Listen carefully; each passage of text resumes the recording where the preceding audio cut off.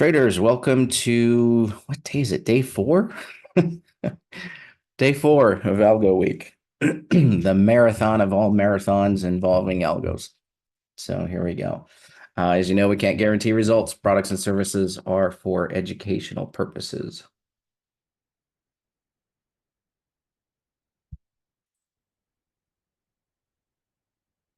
Cool. All right. So we have covered ATR, thrust, CWAP, hybrid, springboard, HFT.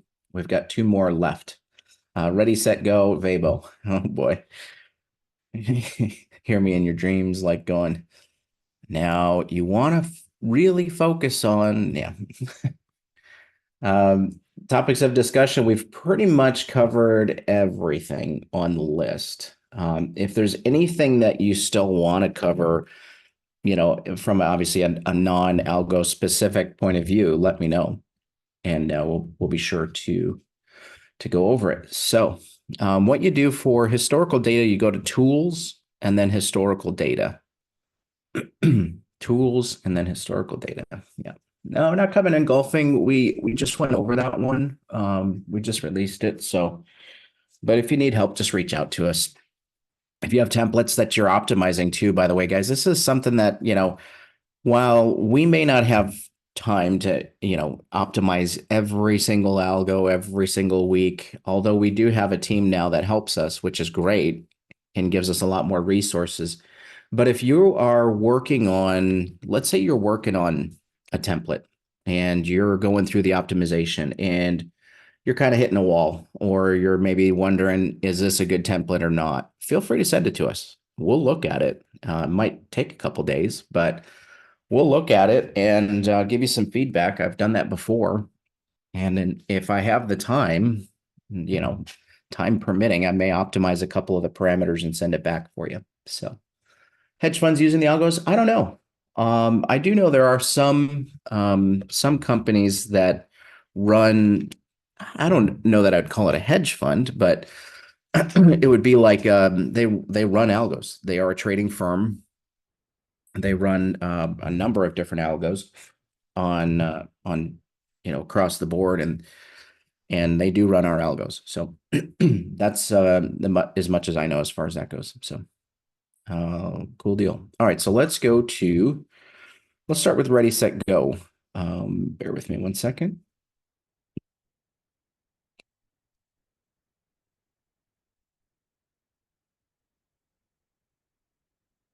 And then hedge funds use probably their own algos, though, as far as hedge funds specifically. I'm sure they are using algos.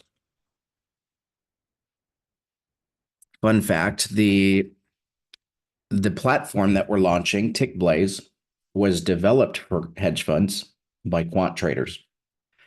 So we're going next level here, people. It's pretty remarkable what it can do. So it's coming soon.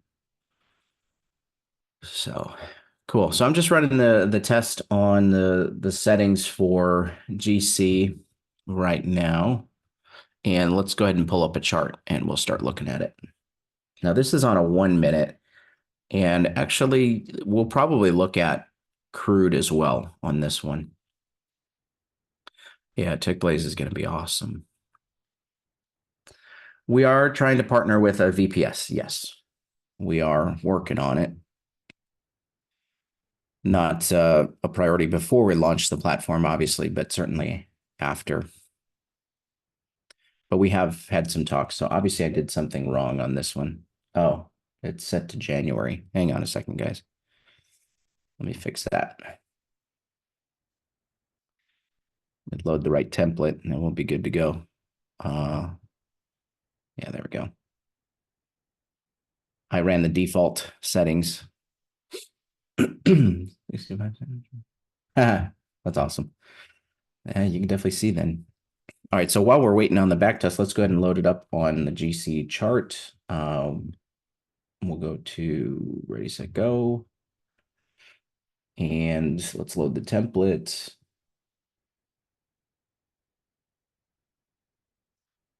And then let me change the chart.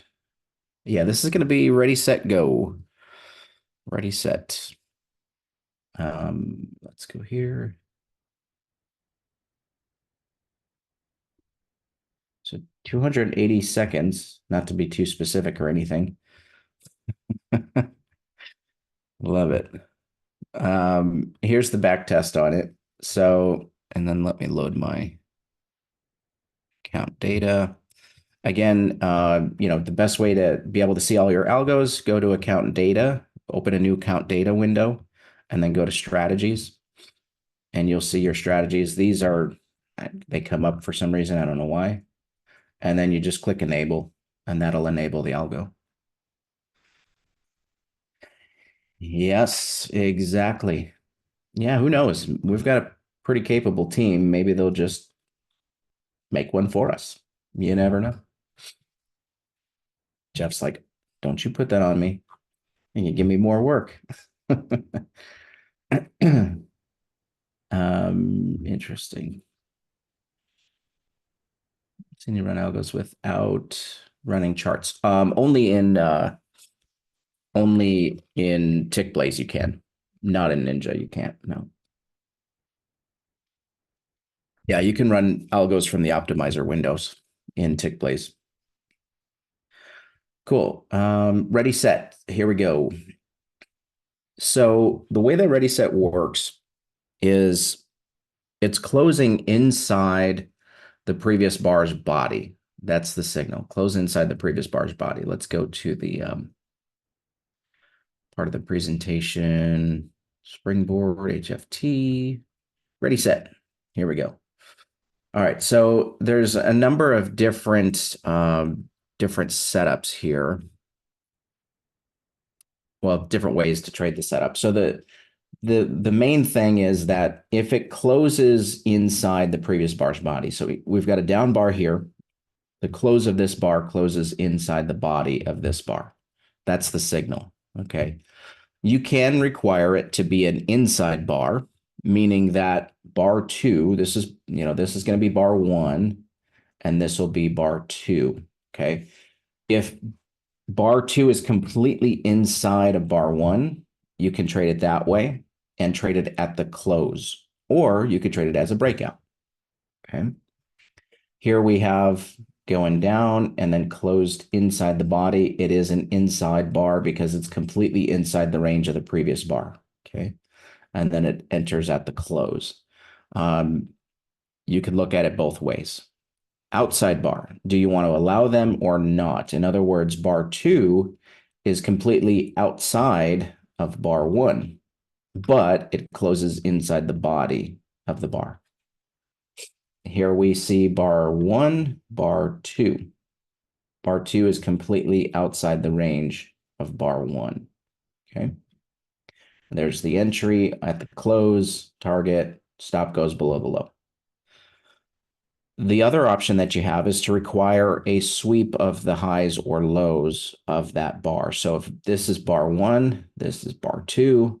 Bar 2 is closing inside bar 1. But you notice how it swept the high. Okay, so it swept the high on bar 2 and then closed inside. This is going to be probably my favorite way to do it. From what I've seen, initially I thought inside bars, but after seeing this, it's been good here. So here we go. Bar 1, bar 2, down bar, up bar closes inside the down bar. We swept the low, take the entry at the close. Okay. So those are the signals. Those are the ways you can trade it. Algo-based stops, it's going to go below the 2-bar pattern. Okay, so here's our 2-bar pattern. Stop is going to go below the low based on how much you set it to go below. Cool. There's a long setup, bar 1, bar 2, closed inside. This one is an inside bar, closed there, ran. Bar 1, bar 2, again, this is an inside bar. There it goes. And that's it for the presentation, so we're good there. Let's go to the chart. So here we can see again, we've got the sweep of the high, closed inside. There's the trade. We've got down bar, up bar, down bar, tried to get short. We swept the highs, came in, closed, and took a stop out there. This one, same deal, stop out there. Let's go back a little further. Bar one is up, bar two is down, closed inside. There's the trade. And then here we go again. So down bar, up bar, close inside, swept the low. There's the trade. This one tried to get long again. No deal. All right, so let's go into the settings. And let's go with this trade because it's easy to see and pretty clean for the most part. So we'll just focus in on this trade while we look at the settings.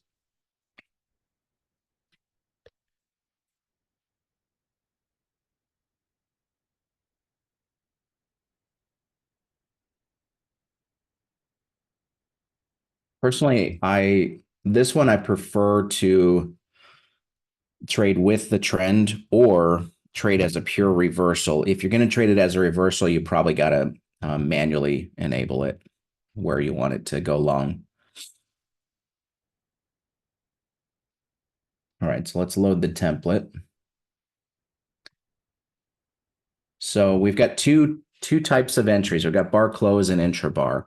Bar close means as soon as the signal presents right here, it's getting in right at the bar close. If you do intrabar, it's going to trade a breakout of the high. Okay, so that's what that is doing. Move this over here. Allow candle 2 to be a doji.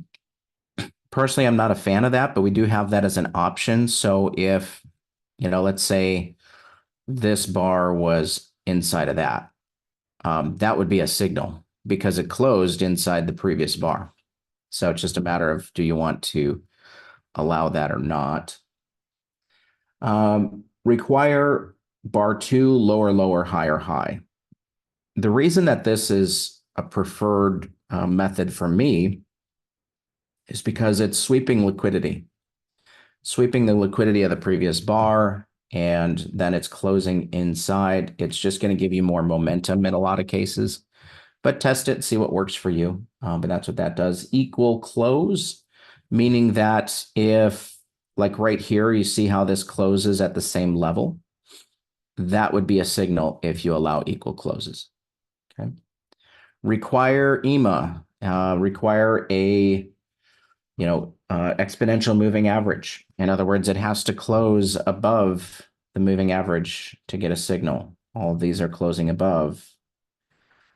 Okay, so it have to close above the moving average.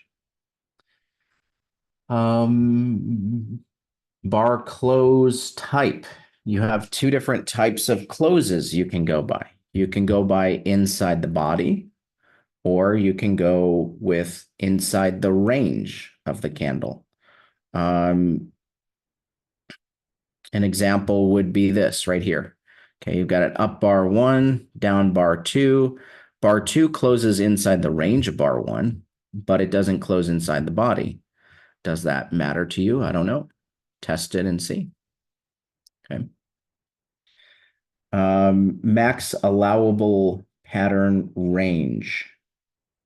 Okay, so what this is doing is it's saying if you've got, like, let's say you got a major news, like this looks like news, right? 8:30, maybe some news came out. This is pretty big, right? It's a pretty big range for this candle. So let's say this candle was, we take this, we move it all the way up here, this closes inside. Do you want to take that trade? Odds are it's probably news or something like that, and you probably want to stay away from those.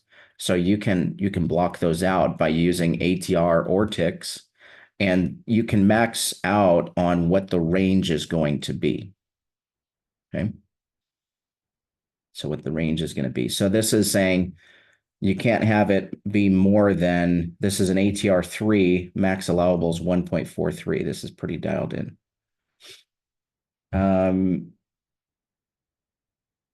Enable algo stop loss. Let's go over that. So minimum allowable stop loss is 10 ticks, max is 80, right? Percent of high-low range, you have two stop loss types. Can you just say you just want to put a number of ticks below the 2-bar pattern? So here's our 2-bar pattern. Let's frame that in, okay? So the stop's going to go below the 2 bars. So if the wick was, down here, it would still go below this wick then, if you're allowing inside bars in that case. or if you're not requiring the low high break.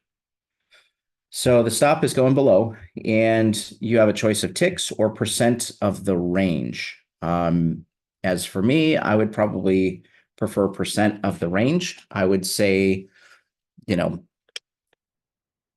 anywhere from probably 10 to 50%, depending on what you're trading and all that. Profit target, you have risk reward, ticks, ATR, and so on. Okay. So there we go. Let's go to crude, and let's go check out crude.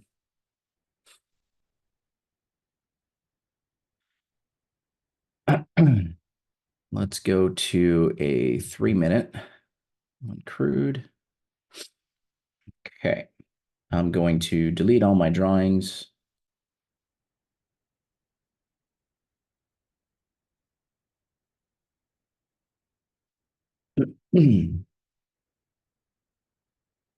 Let's go to the strategy parameters and let's go mess with these.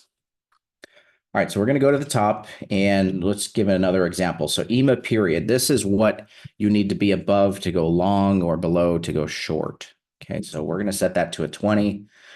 Bar closes fine, require higher high or lower low. Not going to allow equals. I'm going to require that. In body for sure, ATR is going to be, let's go ATR 3. Sorry, period 5. ATR 3, max allowable. Allow outside bars? No. Long and short, fixed. Let's go to one contract. Market orders. Back test. Enable algo. Minimum 10 is fine. Max 50%. Let's just do 20%, see what it looks like. 1-to-1. 9:05 to noon. Oops. The other thing we could do here is do 9:20 to 9:40 just to avoid the open. Just for fun, we'll add that in there too. We're going to show the double EMAs, but we're not going to require it. Just going to show it for now. We'll do 9 and 20. I am going to make the 20 transparent because I have a 20 that's going to plot off of this. Okay. So rather than make myself crazy, I'm not going to show zigzags. Let's do a VM panel so we can see it, and let's enable. Okay, so this is building from scratch, right? No idea what this is going to look like. I'm literally just getting something to start with, and then I'm going to go look at the chart. So let's go back here. So we were bullish, got a pullback. It entered this one, but not this one. This one might have been too small, which is why it didn't take that one. It took this one instead. And that was a stop, and that was a stop. Let's go back. We've been kind of doing this on every algo, building from scratch, kind of looking at different markets and timeframes and templates and all sorts of different things that you can do, right?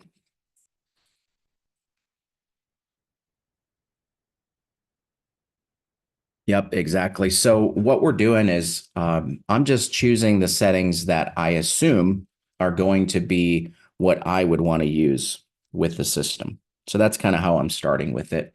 And just understanding what those different, things do and, working through that and so on. Just understanding, kind of what I want it to do. Yeah. So looking at the chart here, if I'm looking at just where I would want to take trades, based on this and that kind of thing, I think the 3-minute it's a pretty big chart actually for this. Here's my thoughts on this, guys. My thoughts are with running the algo on different time frames. If you're running price action algos, which this is obviously, is going to typically work on larger time frames. And you're going to get more consistent results based on that. You're also going to get less trades, right? Much less trades if you're using a higher time frame. If you go to a 5 minute, 5 minutes going to work great for ready set. It's going to work great for the thrust breakout.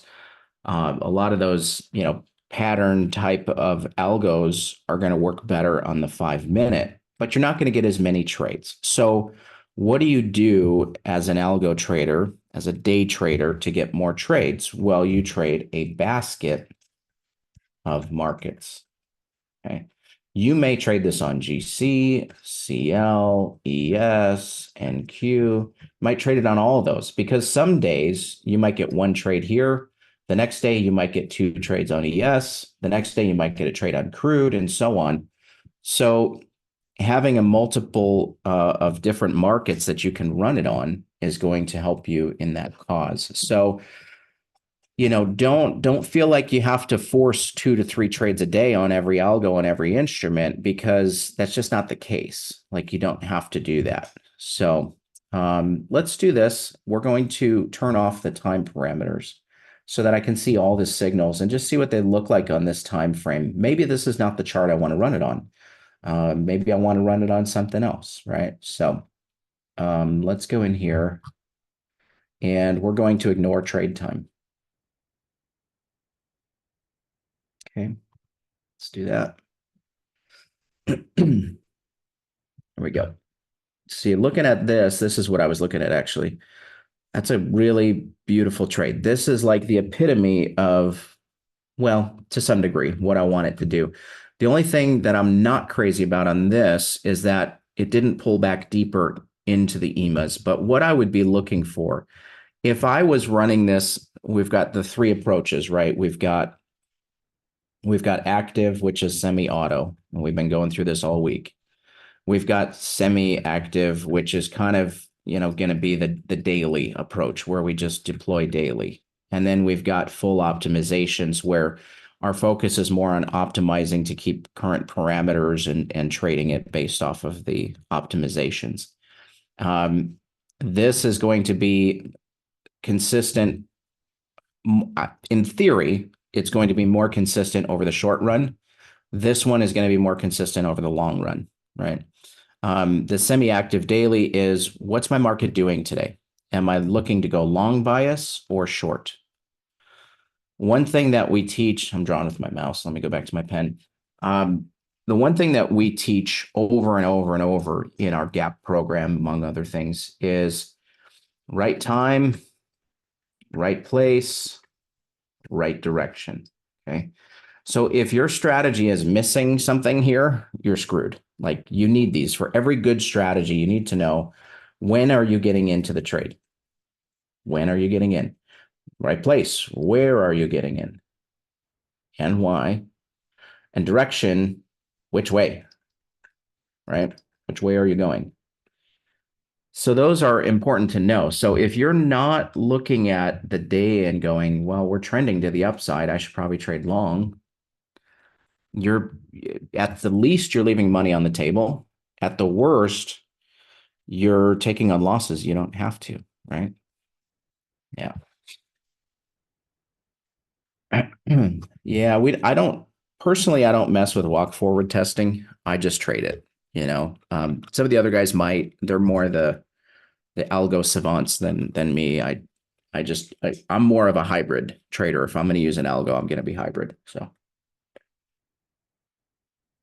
there's no divergence here, so you're okay there. Yeah, no divergence. Cool. So let's keep going here. Let's go back.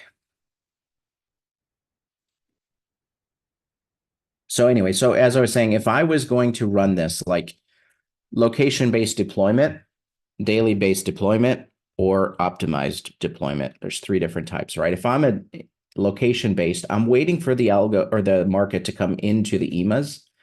And then as soon as I see it pierce through the 2, I'm going to set it to go long. If it pierces the other side, I'm going to be cautious. If it goes any further, I'm going to turn it off. Okay, so turn it on, enter, trade.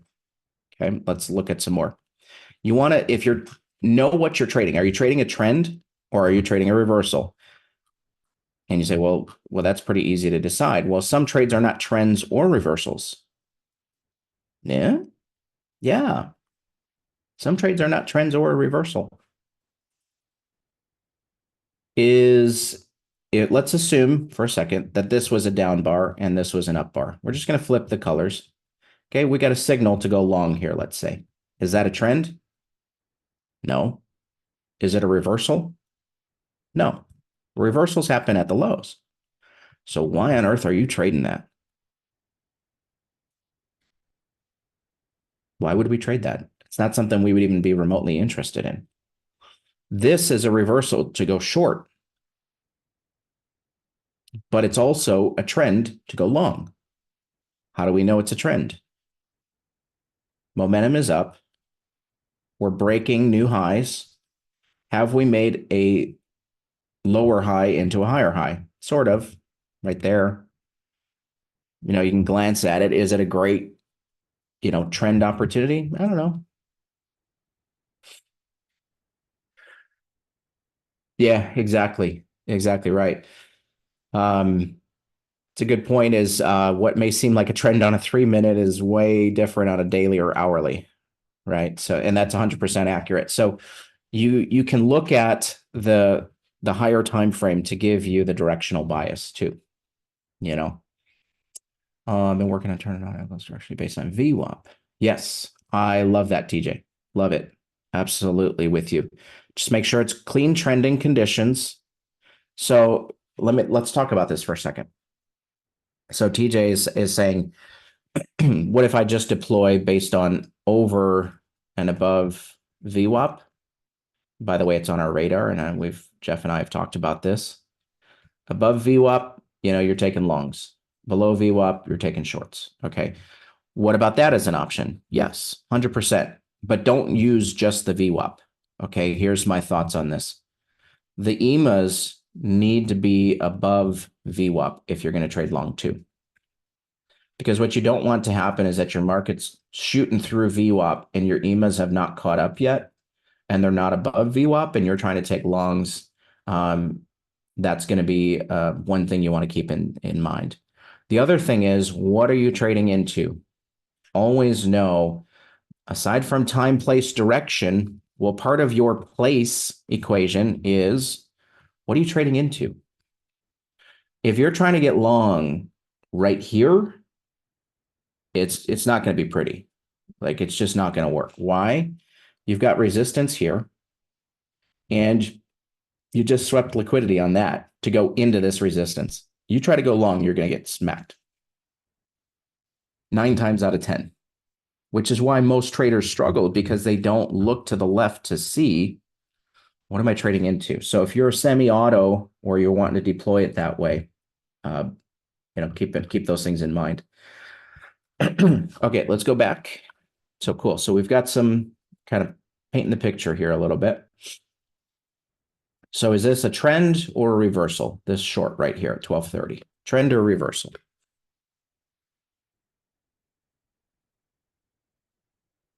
Yeah, TJ, you got it covered. If you're turning it off to go into support and resistance for sure.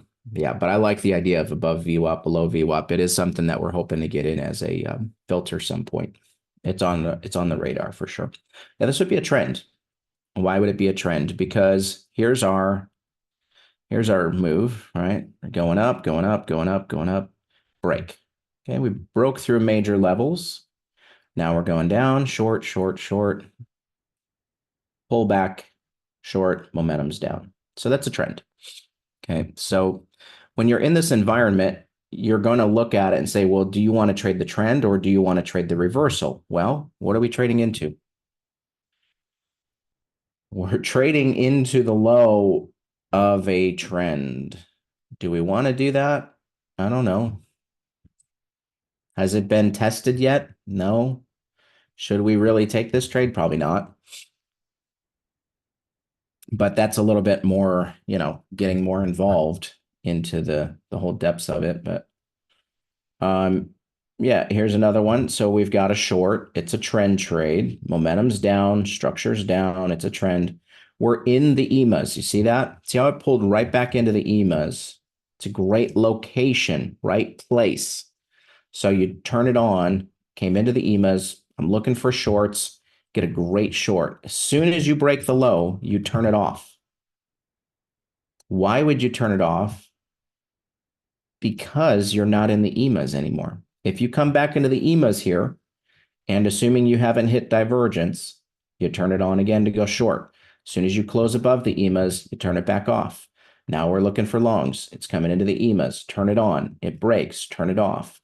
Coming back in. We came back in. Turn it on. Come out. Turn off. Turn on. This could have been a trade here had it been a little bigger. That would have been a beautiful trade right there. Okay. So this is kind of the active approach. My suggestion would be this. If you are wanting to do it semi-active, pick one or the other. Trade either one, you're going to trade reversals out of divergence, or two, you're just going to trade trends out of the EMAs.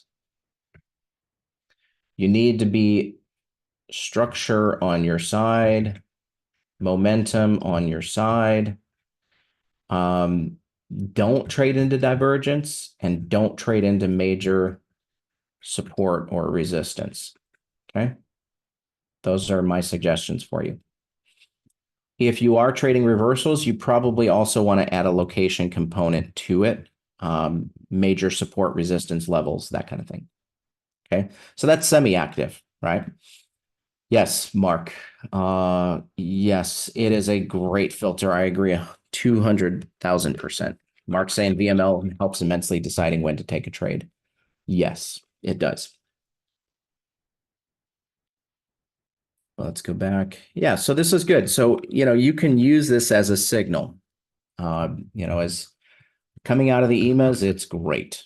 It is really great. Another thing that I've suggested, and we'll see if we're able to do this at some point, would be to only allow trades if the market comes into the EMAs. And then if it's in between, as a signal to take the trade. So potentially looking at something like that down the line, we'll see. Yeah. EML, so it's actually VML, sorry. It's what you heard is VML, which is the VM lean. Yeah, that's the velocity momentum indicator. Yeah, good stuff. Cool deal. So this is just crude, right? So we've got some really great trades. We've got one there. That's a clean trade. VML is like a souped up MACD, the best way to put it. We got to stop out here. We wouldn't try to take this short because we're not in the EMAs. Right time, right place, right direction. So this is not a trade. So we got one win, one loss. Looking at it here, we've got a nice one there, 2 wins. And then we've got a nice win there. That's 3 wins. And then we got a nice win there. That's 4 wins. There you go. Like it doesn't have to be complicated, right? I know, we're kind of throwing out different ideas on structures and VMs and all this stuff. And maybe some of this stuff is new to you. My encouragement is go through this again, watch it, understand what divergence is. You want to study what divergence is. You can see if this is above or below. But divergence is going to take some time to get used to seeing. My suggestion on that is just pull up a MACD, MACD. I call it MACD. I don't know what everybody else calls it, but it's like a restaurant where they serve burgers and fries, the MACD. So what you want to do is, start with that, then start looking at divergence. Just master divergence. Master it. Look at it over and over and over. The hint is anytime you see this where it's making, it's coming back inside and you're still making lower lows, just look to the chart. I'm making higher lows. I'm making lower lows. Start with the momentum though. If your momentum is going up, that's usually a sign that it's going to be divergence. What I do or have done in the past to really lock it down while you're trading, don't take anything for granted, until you become a master of seeing it in real time, draw lines on your chart. Like, why not? Right. So like we look at this, right? We've got this is kind of pulling in, but notice how we didn't make a lower low. So that's not divergence, not really. Okay.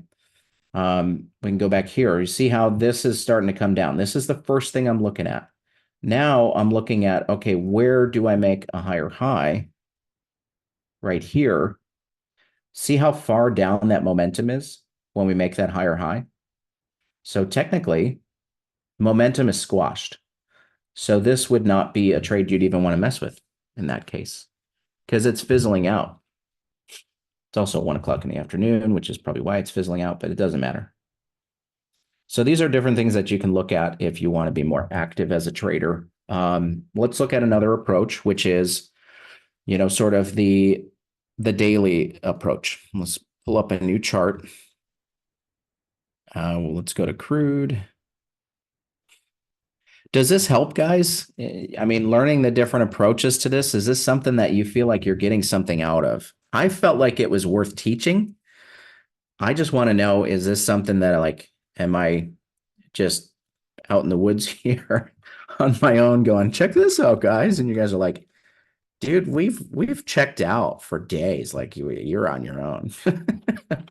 Okay, good. Just always good to double check, right? You can't take it for granted, I guess.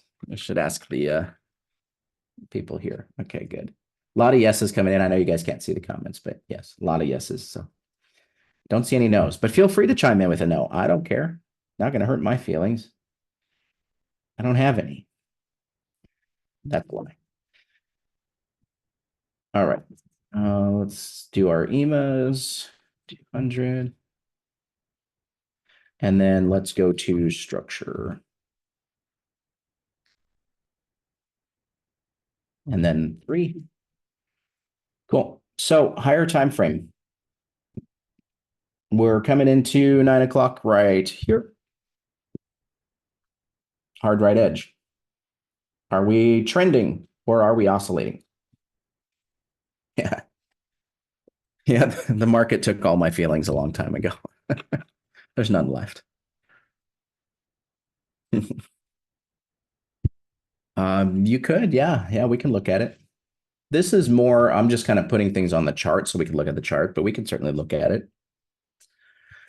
Yeah, we're definitely trending here, right? So EMAs are all up. Structure is up on the 5-minute. This is a 5-minute though, because we're on a 3-minute. So let's actually go to a 15 because we want to, kind of stick with, and actually we just crossed over on the 15. You see how this is our 25.50. This is our 100 here, and it just crossed over the 200. So now we are trending on the 15 as well. So what we would do is we would come to our current day and we would just flip this to long only. Now it's on backtest mode, so it's not taking trades, but we would just go longs only. Now, if you're an active trader, you're waiting for a break of structure. You're waiting for it to come back into the EMAs and give you a trade. Okay. But, we could see we've already got a long here pre-market. Looks great. So, cool. And then let's go in. Let's see what they came up with. I think they had a template on crude. Let's see. MCL. Go check out MCL on this one, see what they have. 200 volume on MCL. That's a pretty big chart, actually. That's going to be about 2-ish minutes, somewhere in there. So got it ready. Let's go to data and make sure I've got the right data. Because when you run a back test, a lot of times what I'm noticing is it'll only load the minute data, but it won't load the tick data. So always good to go in and get the tick data. So just always set yourself up for success, right? Yeah. And for structure, we did, multiple of 5 or 6 usually for the higher time frame. So if I'm using a 3-minute chart, then I'll use a 15-minute for the higher time frame.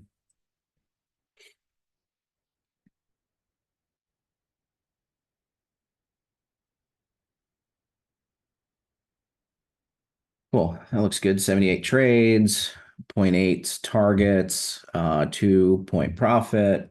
Nothing wrong with that for sure. EMA set to 9, so it's pretty trending, which is great. Allowing dojis because it's kind of a smaller chart, requiring EMAs. Max allowable patterns range, max allowable pattern range is set to 2, which is great. 300. This is very similar to actually what I put together for crude, right? I have it as 5 and 2. The EMA was set to 20 instead of 9. I didn't have the dojis, but everything else was the same. So minimum allowable, they went a little tighter, which makes sense because it's MCL on a smaller chart.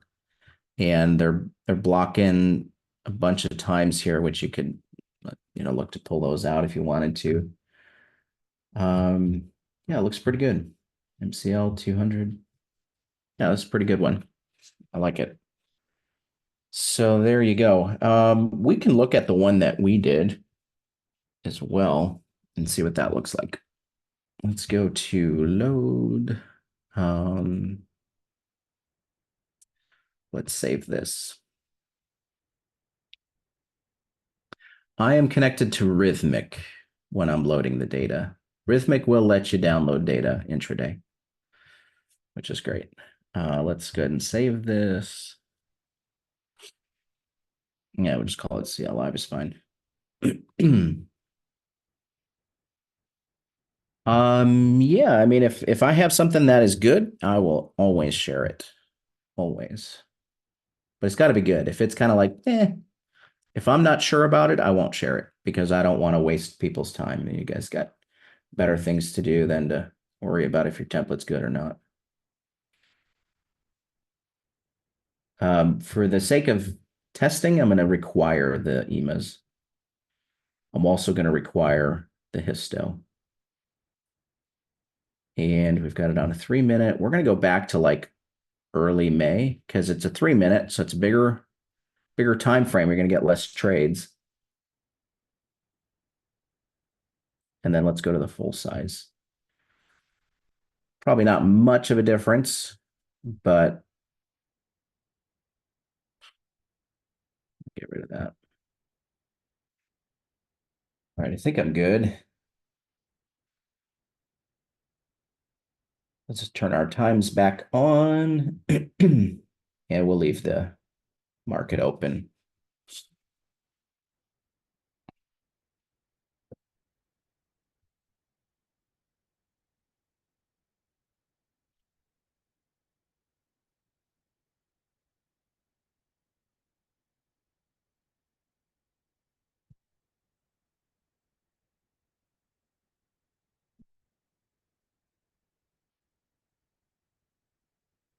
Cool. Yeah, it's about even Steven,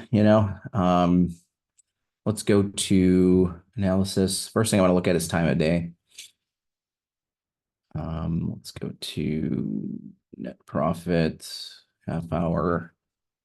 Yeah, that 9:30 is a killer. Let's go 10 to 11. Well, I don't know if I want to block this out though. 9:30, where are you? Oh, there's only 4 trades. There's not a lot of trades. There's not enough trades here to really get anywhere with this. So you'd have to kind of go back further. Yeah, I'm on exit time. Okay. Oh, wow. That changes things a lot. Interesting. That's not terrible. I don't know what's going on there. Yeah, so something like this, like let's go to the chart and let's go check it out. Let's go way back in time. We're going to go back to early May. So let's evaluate some of these trades, right? If we're looking at it from a trader's perspective, we didn't come into the EMAs. This trade worked, yes, but you're trading right at the lows. So it might as well be a breakout trade, not a trend trade, right? That's the reason why, personally, I like to have it come into the EMAs like this, come back in, trigger it, go short. Okay, that one's nice. Let's keep going. So we want to figure out where are the stops coming in, right? Like what's happening that's causing the stops. This is great. Overshot the EMAs a little bit, but we closed on the right side of the EMA, and that's great. Another pullback here. We caught that one. Looks awesome. Notice how there's no divergence. No divergence yet. You come in here, there's definitely divergence. Same here. So you would not want to take a trade here, but luckily we didn't get any trades there. This is choppy. This is chop suey. Why would you want to trade in that, right? I would not want to be going short here in this choppy zone like that. And that's the thing is like, there's only so much you can filter out from an optimization standpoint. And that's why I encourage to get more involved with the algos. Get more involved. This is beautiful. Market structure's up.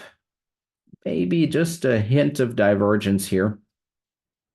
A little bit, but clean pullback, market moved. This one, you're starting to see, the momentum starting to pull back a little bit. We've already had a pretty big trend. 1, 2, 3, 4, 5, 6, 7, 8, 9, 10. Stop trading. Stop trading longs. Wait for the market to give you a reset. That's why that one didn't work.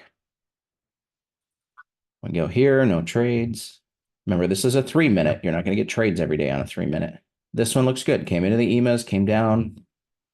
Looks good. A little bit of divergence, though. Maybe it's 1, 2, 3, 4, 5. Yeah, maybe it's too far extended at that point. So maybe you wouldn't take that if you were kind of intervening. Let's come through here. What about this one? Personally, I don't like this at all. Who can tell me, if you've been listening to me the last few days, why do I not like this long here? Anybody got a reason?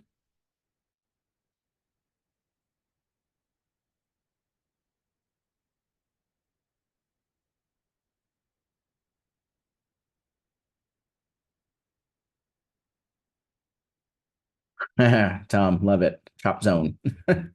We're inside the impulse, the down impulse. We're right at the highs of the impulse. I can't tell if, actually, I wonder if I could draw on the chart. Let's see. Let's move this to here. Excuse me. You see how this comes right into that chop zone? Yeah. And then it just kind of hits it and goes the other way. So that's why I don't like it. But, this stuff just, you just look to the left. Is there a reason not to take the trade? What about this one? Same thing, right? We're inside the down impulse. And that's why that one didn't work. Otherwise, yeah, it's perfectly clean. Came into the EMAs barely, but it did. Actually, no, it didn't. See how that, because we're looking at this green candle there. So it actually did not come into the EMAs anyway. So if you want to use something like this, just turn it on in those certain situations. Chop zone, no trades. Stay away from those, whether they work or not. So this one is not, this is not optimized for running it just as a hands-off template. This is set up as I'm going to turn it on and off kind of template. Okay. And I like to do these because we've got guys working on the optimizations for us. So why not spend a little time looking at building it out for something like that? Yeah, this one too, I wouldn't go for because it didn't come into the EMAs. It didn't pull back deep enough. Think of it like this. If you got a slingshot and you pull the slingshot back, the further you pull that slingshot back, the more momentum you're going to have once you let go, whatever you're shooting. So if you pull it back just a little bit, you're not going to get any trajectory, right? So same thing with the market. If you're pulling back just a little bit, there's not enough tension to cause the market to shoot. Does that make sense? So that's why you want a deeper pullback to give you the right opportunity. But you don't want it to pull too far back, because what happens if you pull a rubber band too far? It snaps. It's kind of the best way I can describe momentum. This one's great, except for that there's divergence. So good on that. I think that pretty much covers it. I don't want to go too deep into the weeds on this, but let's go into, some sort of parameters. What would you want to optimize based on this system? Um, what I would optimize on these is really just the max pattern ATR. I like it at a 5. I don't know that I would change that. Max allowable pattern. And then where do you put your stop? In terms of percentage. And that's pretty much about all I would really optimize on this one. I don't think you have to go too crazy trying to figure it all out. You can optimize the moving averages, and then you can optimize the whether it works well with VM or not. Yeah, it could, but let me kind of elaborate on that a little bit. Right. That's a good point. Is the point of using an algo is to eliminate subjectivity. So how do you eliminate subjectivity? I'm going to play devil's advocate here for even if you're trading active, you're going to have rules. You're going to have rules, right? Your rules are structure has to be up, momentum has to be up, always on a trend trade, always. Never break those. You trade into the EMAs, but not through them, then you're going to turn it on to go long. Those are your rules. That's it. So how do you make it rules based? Eliminate subjectivity. So if we come we're on the hard right edge here. We're plotting along. Let's get into normal trading hours.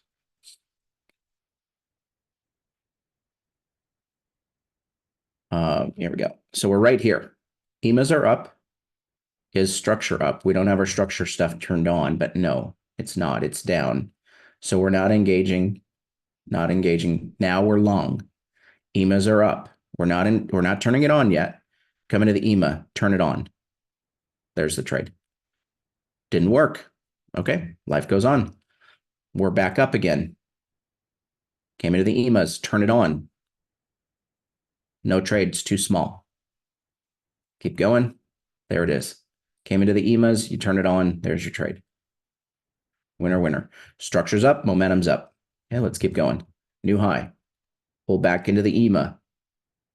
Turn it on. Didn't get the trade because it's an equal high. And that's the end of the day. Let's go to another day.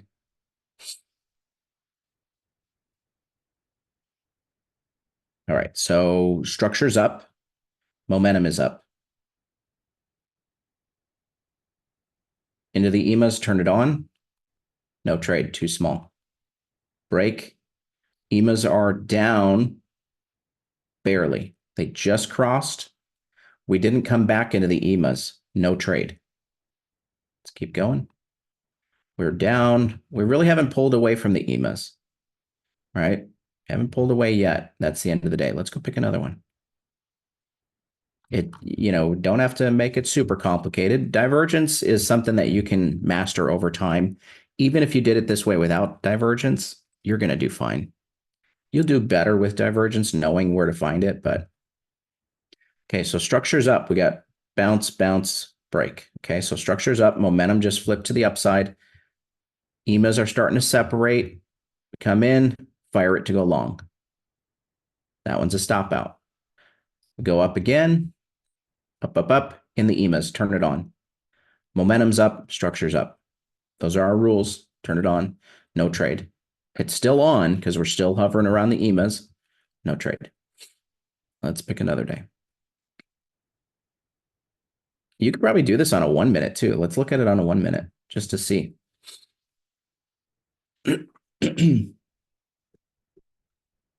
Yeah, that's better, right? It's going to be harder to optimize on a 1 minute, but if you're trading it manually, you've got your rules. You know what to trade it on. Yeah, here, let's go here. Whoops. I make this arrow like, can we make this the smallest it can possibly be so that we can drive traders nuts?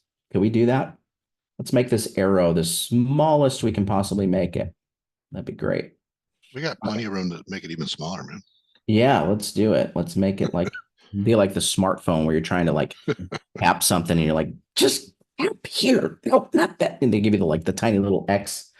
You know what I'm talking about. All right. So market's down, structure's down, momentum's down. We just came into the EMAs, turn it on.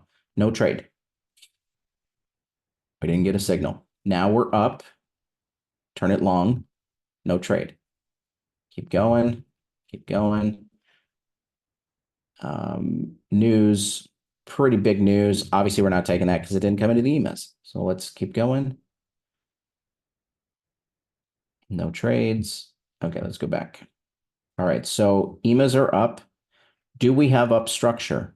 Let's add our structure on here. We're just going to add the indicator. Let's do that.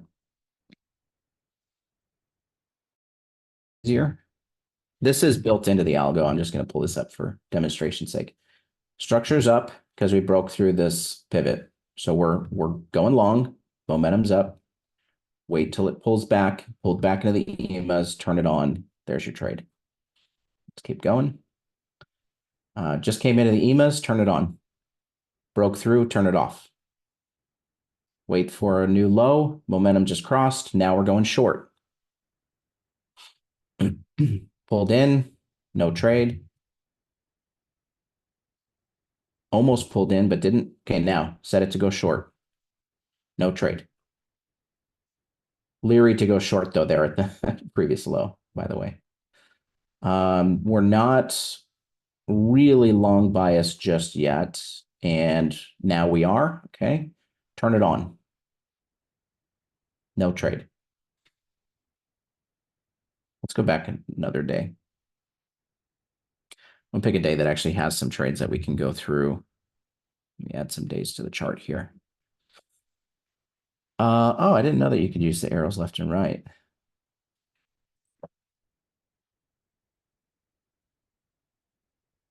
That is good to know, Randall. Appreciate that. All right, let's find a day that has some trades where we can kind of go through it. There's a couple trades. And there's one. Not a lot of trades, actually. Let's do this. Let's go to ignore trade time because it doesn't really matter. We can go through some off-hour stuff. We're just going to hit. Oh, it is already ignored. Interesting. I'm hitting trade size is what it is. Trade size is pretty restrictive on this one. Let's go change that.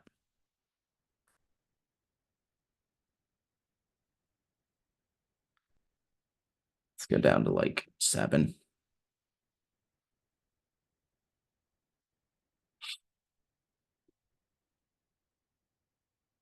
And now we should probably get some trades.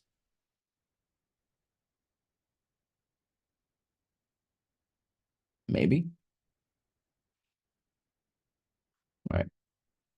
So we'll just start with this one, even though we're kind of cherry picking a little bit. That's okay. So we are down. Structure's down. Momentum's down. Come into the EMAs. Turn it on. Turn it on. Nothing. Turn it on. We overshot, but we closed inside the EMAs. We have a setting set to where it has to be below this 20. So I'm not worried if it shoots over a little bit. I'm just going to leave it on. That's a great trade. Let's keep going. Down, down. Hold in, turn it on. Hold in, turn it on. Oops. That's okay. There's no other trades there. Let's go ahead. Go ahead, go ahead, go ahead.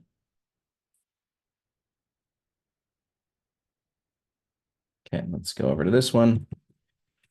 Going down. So we're looking for shorts. Turn it on short, nothing. Turn it on long right here, nothing. This one I would not trade personally because it's not a trend trade.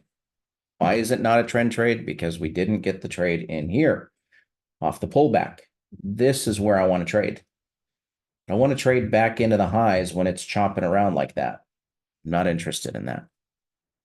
So I would not turn it on. Not until we get up here and then we pull back. Now I'm turning it on. No trade. Came back up, came in, turn it on. Nothing.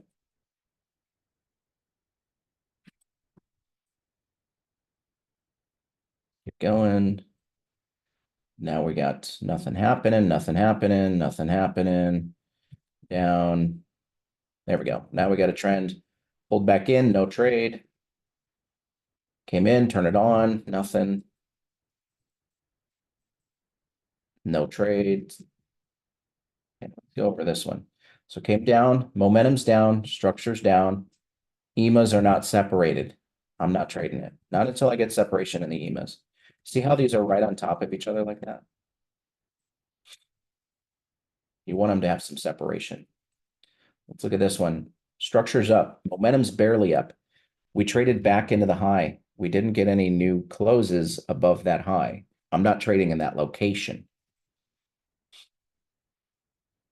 Let's keep going. Sideways, sideways, sideways, down. No trades. Let's go over this. Okay, market structure's up, then we went down. No new structure, no new structure, nothing, nothing. Not trading it.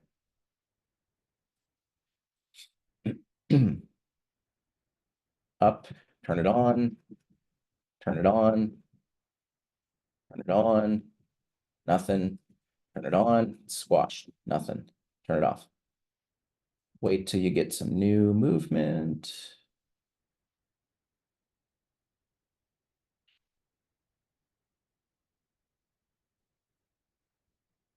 Nothing happening overnight.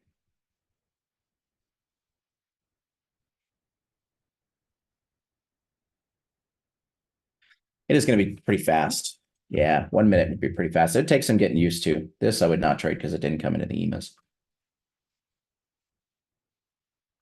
Let's look at a volume chart. It might be a little smoother. And then we'll finish up here. And then we'll go into the next one. VABO. VABO. All right, let's go back.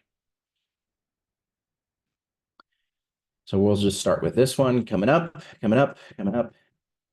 Into the EMAs, turn it on. There it is. New highs, turn it on. Stop out. Going down, we're looking at shorts. No trade, flipping back up. No trades, going back up. New highs, EMAs are up. Momentum's up, turn it on. No trade. Turn it on. No trade. Up, turn it on. No trade. And that's going to be about it, maybe. There is a couple trades in here. Let's look at these.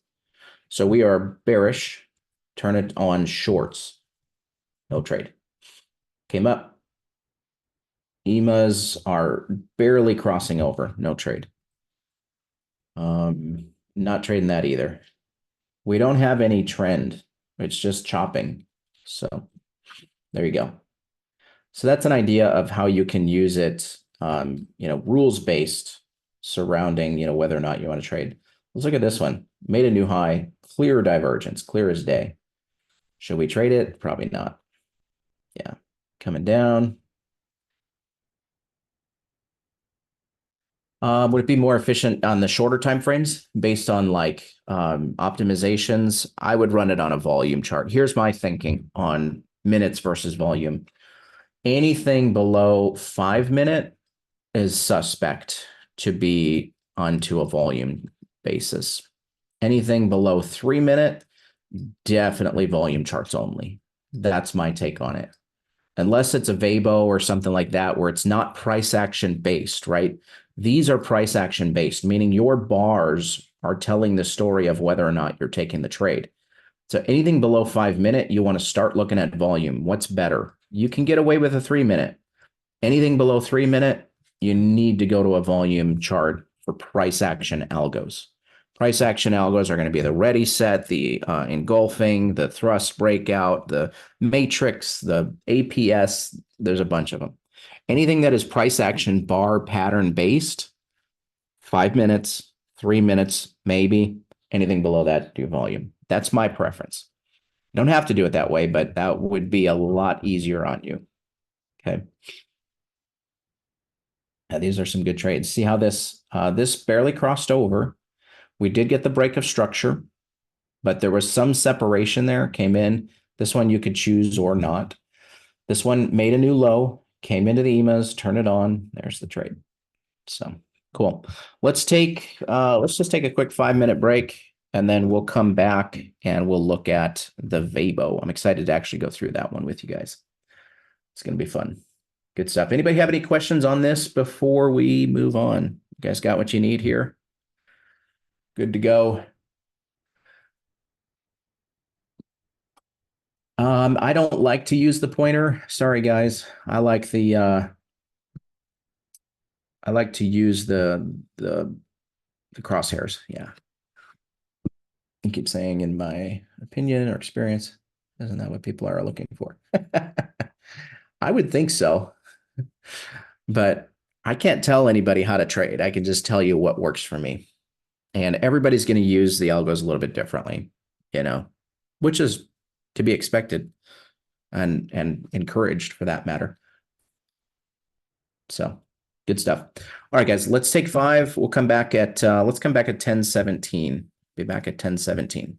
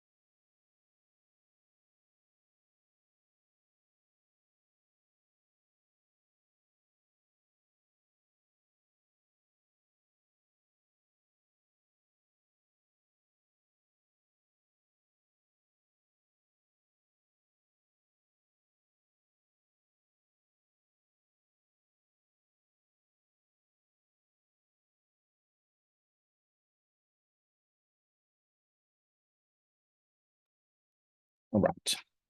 Let's get back into it here. Yeah, I like those. That's great, Scott. Thanks for the comments. Appreciate it. J Moss, do you adjust volume settings for time of day? That's a great question. Yes, absolutely. So here's my take on that. If you're trading crude, let's say from 9 to noon, the volume before 9 o'clock is going to be totally different than the volume after 9 o'clock, right? So there's sort of advantages to using a volume bar is that you're not going to get really noisy price action in those slower volume times. The flip side of that coin is you're not going to get any trades because you got no bars, right? So that's a factor there too. So if you are trading on a different session, let's say you are in Australia or Asia or some other part of the world where the time zones are completely different, and maybe you don't want to trade the US session. Maybe you want to trade the European session or something else. You can reset those volume bars to line up with your time frame that you're going to trade. And so by doing that, you're going to have the price action that works for you, but you do also want to only run it during that time because odds are if you run it after the US session, it's going to be way too active. Yeah. So very, very good question. Yeah. Yeah. Good stuff. Cool. Where can I get the SMC indicator? So this is actually available from ARC. It's called Swing Structure. If you go in, I'll show it to you real quick. So you can go in and grab it. We go to ARC, we go to shop, and go to indicators. You can also kind of go through here and just put it, kind of highlight what you're looking for. Obviously, it's market structure. This will make your life a little easier. Structure Boss is a really great indicator too, guys. If you're not familiar with it, I encourage you to check it out. But Swing Structure, it's this guy right here. Yeah. So yeah, I would say keep an eye out for sales and things like that because we have a summer sale that comes up. I'll just kind of give you a spoiler alert. We have a summer sale every year around the 4th of July. So there's going to be a sale coming. So keep an eye out for that. You'll be able to get a really good deal on it. It is also built into the algo though. So technically you don't need it because you can just turn the zigzags on. Yeah. I don't know. Yeah, I think usually the assumption is that we're going to give discounts on those anyway, so it's a good question. All right, let's go to VABO. Let's get out of that. Just close that down. We'll go to new chart. And we're going to look at GC.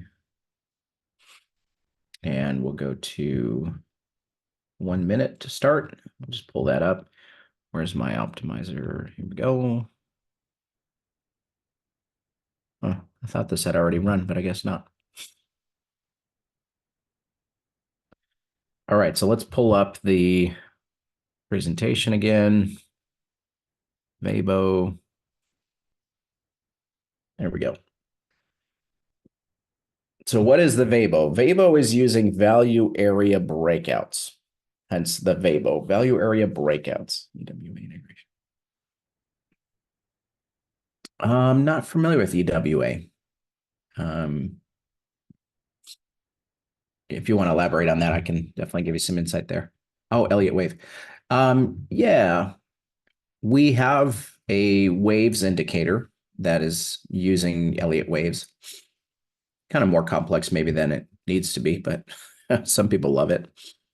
So value area breakout. So what is a value area? It's based on volume profiles. If you're familiar with volume profiles, they usually look a little something like this, right? You've got the volume at each price level is plotted on the chart, right? So you got your price levels going up and down.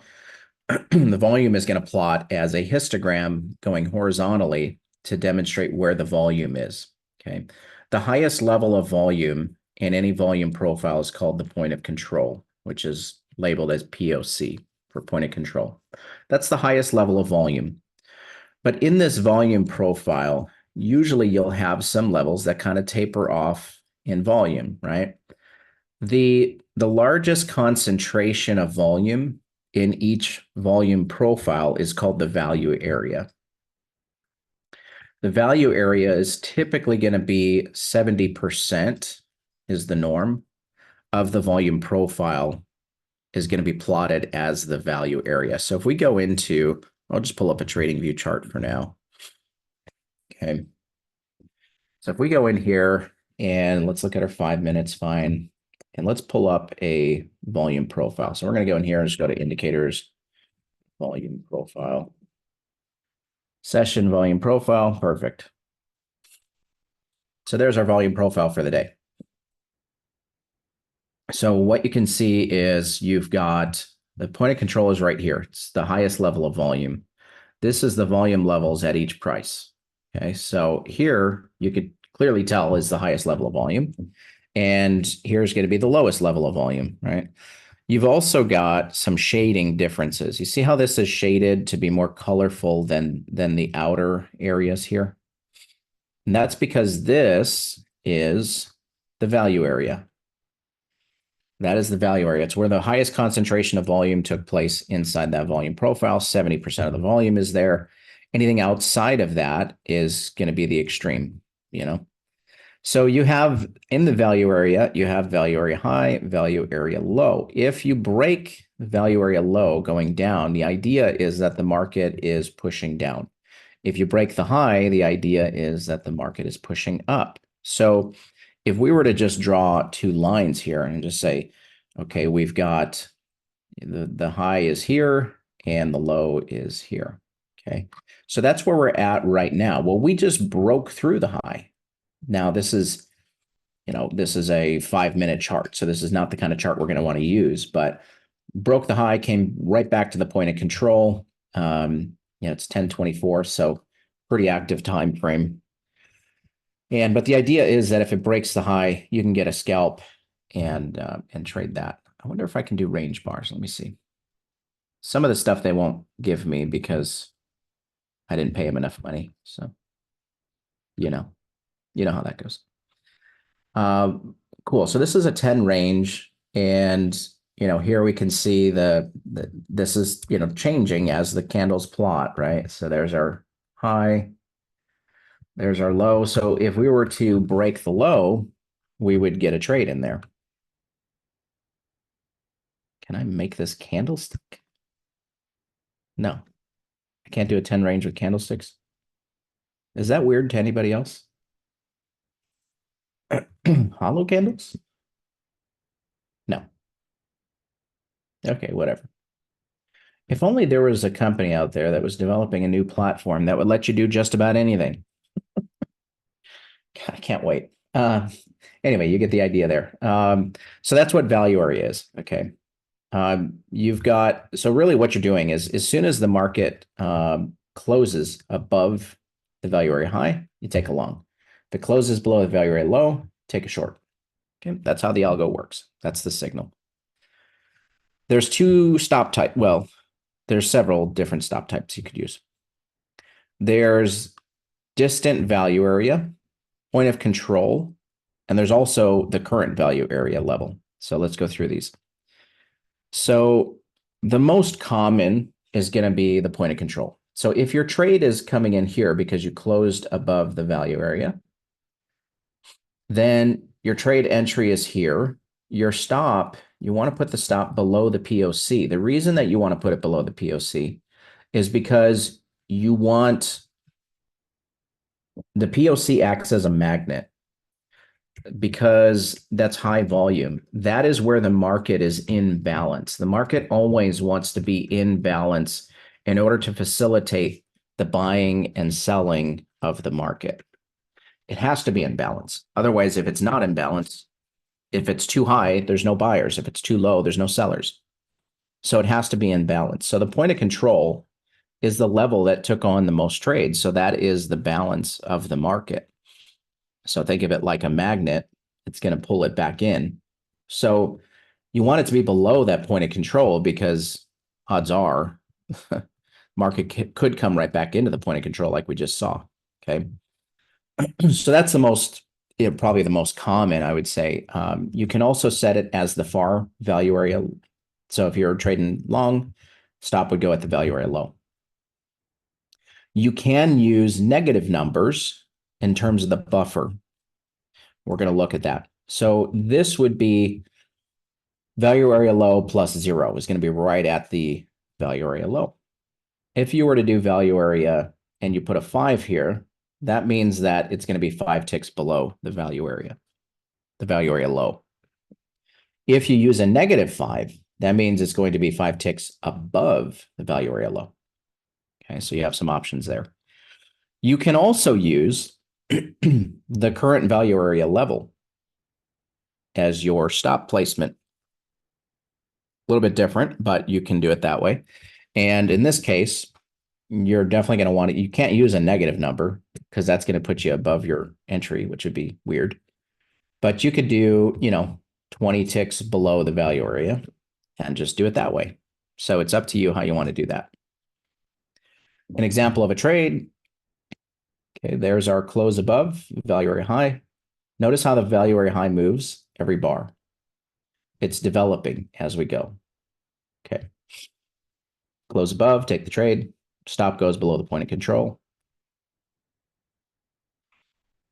And then on the other side, close below, enter the trade. Stop goes, in this case, it's above the value area high. And that's it. Okay. That is it.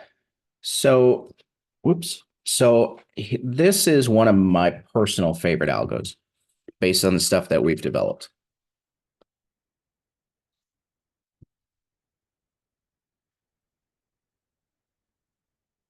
Nice, Luke. Way to go. Very nice. So we've got about 15 in profit, 1,600 drawdown. That's fantastic. 3-to-1 profit, 1-to-1 risk reward, 75% profitable, 35 trades over the course of a month. That's about 1 to 2 trades a day. It's awesome. Looks really good. This is GC on a 1 minute. We're going to use this template.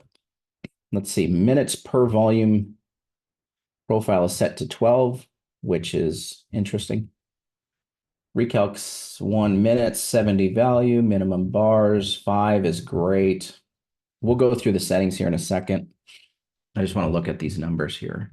Minimum 418.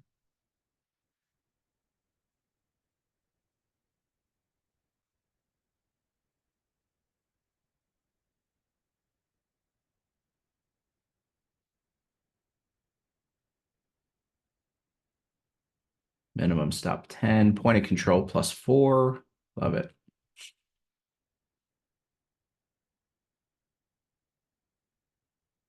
Okay, looks good. Yep, high volume attracts price. Yeah, absolutely. That is liquidity trading. That's like the liquidity magnet trading. Stephen, have you looked at like Bookmap or Volumetrica, any of those? Have you traded with those before?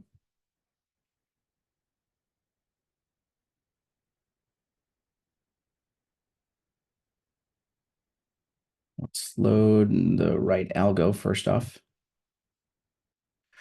Yeah.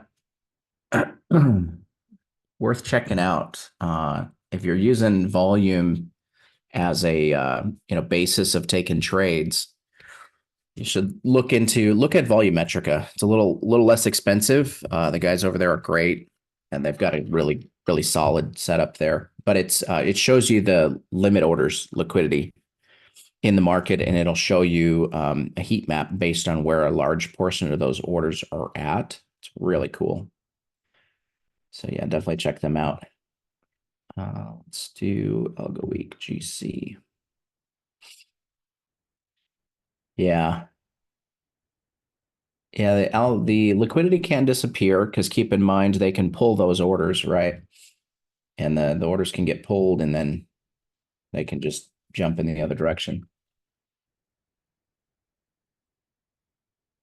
GC, let's do this. Okay, so the value area high is this red line. Value area low is the blue line.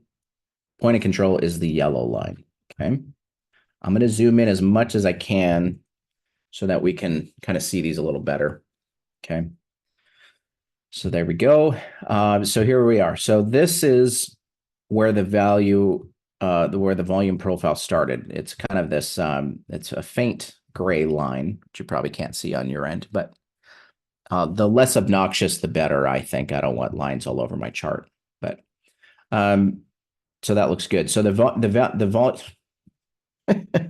I can talk. It's been 4 days. Give me a break. Volume profile started here. Value area high, moved up, moved up, moved up. That's what the value area high is doing. Value area low. Okay. So there's some settings in here that can filter out which trades you're taking or not. So let's go into it. And we'll just look at it like this.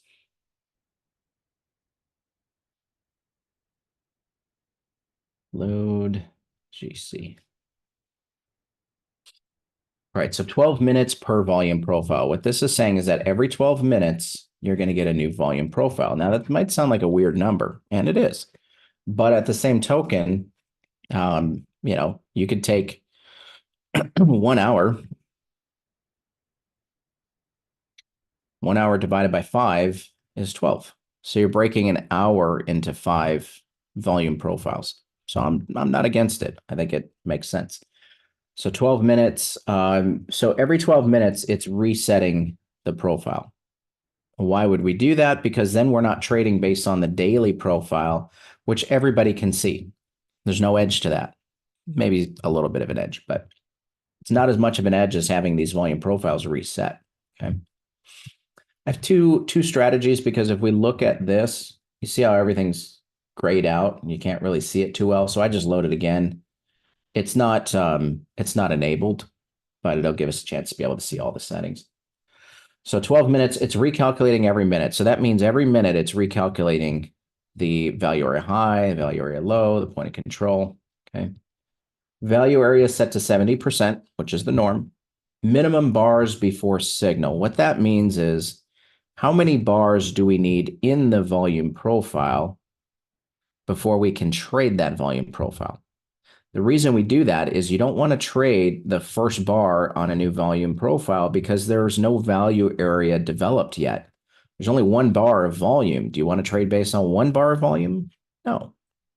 So this is saying you need at least 5 minutes worth of volume data before you can trade it, because this is a 1-minute chart. So very important to set that number to something that is meaningful for you. I do like it at 5. I think that's a great number. So 5 bars means it's going to take 5 minutes before you can trade it.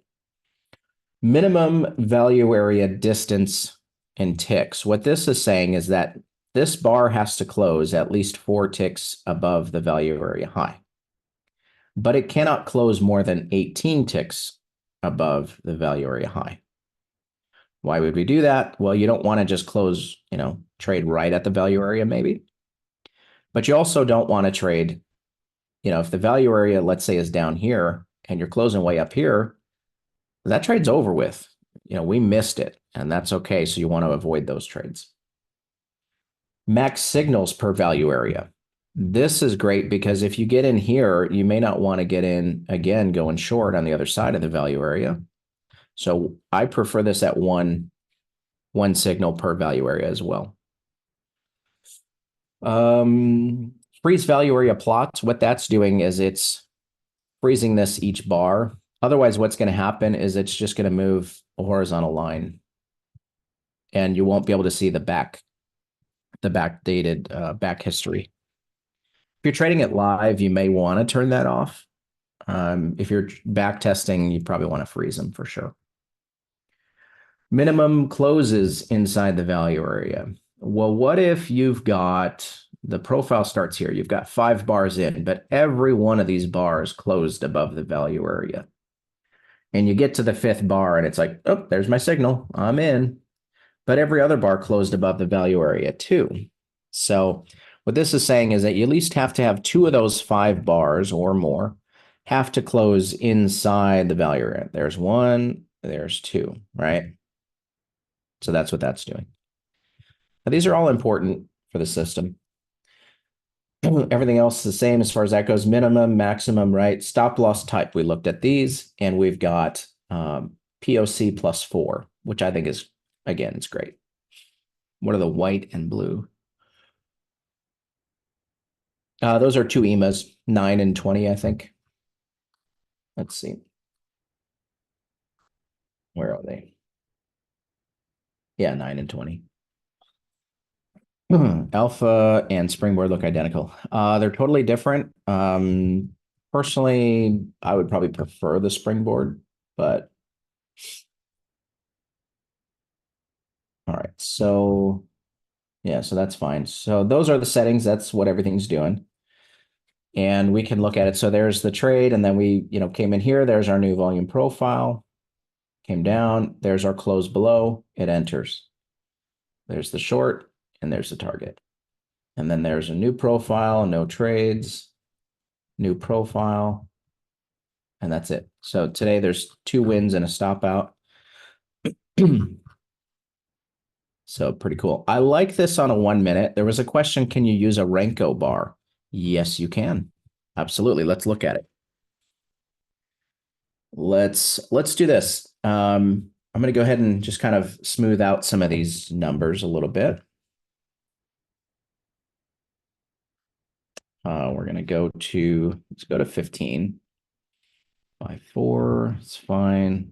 We'll leave that at 18. I don't have a problem with that. 2. Again, we'll just go static. 1 contract is fine.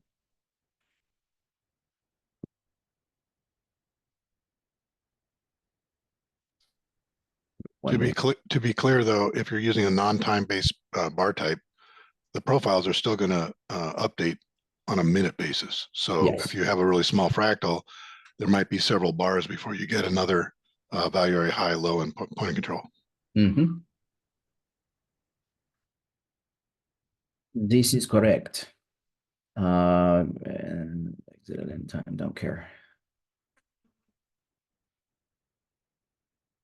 Cool. Showing, not requiring yet. Showing, not requiring. Sweet. So I'm not going to enable it just yet. I want to pull up the different charts. So we're going to go to data series, and let's go to a Renko. Renko BXT. Let's go 5, 10, 4, 10 days. I can zoom way out. Cool. Let's enable it. I have not looked at it on Renko's. I don't know if it's going to be good or not. How do we know? We're going to go look at the chart. We'll tell you in a minute. What size Renkos should you use? We have a fractal cheat sheet that we've built out. Jeff, if you want to track the link down and paste it in the chat, that'd be cool. Yeah, I'll do that. Sweet. This is doing this again. It's like it'll enable the algo and then it'll stop it right away. Damn you, Ninja. What the heck? Any idea why it does that, Jeff? Am I doing something? Am I breaking something? Look in your log. Well, we'll deal with it after the fact. It might be something in your log. Oh, yeah. Maybe something for us to look into. We don't normally think about using Renkos with this. So yeah, that could be. Tried to load additional data. Huh. I don't know. Let's try to arrange and see if it cooperates or not. We'll just go to a range, regular range. I have run this, I think, on volume or something. Yeah, it's not working. Let me restart Ninja, guys. Bear with me here. We're just gonna restart it and just load it up again. Let's cue the elevator music. I can also talk to the developer. Yeah. Frankly, we only think of this as a minute based because the profiles are being updated on a minute basis. Yeah. So it's really kind of designed to be used with minute bars, really, to be honest. Gotcha. Yeah. I think there'd be some opportunity and merit to trading it on a range bar, considering a lot of order flow traders use range. I think it could be cool to have that capability. Yeah, Renkos do get rid of a lot of the noise. I like Renkos for structure-based systems. actually. Anything that deals with structure, Renko bars do really great. Those. Renkos are a great way to plot out support and resistance too, by the way, guys.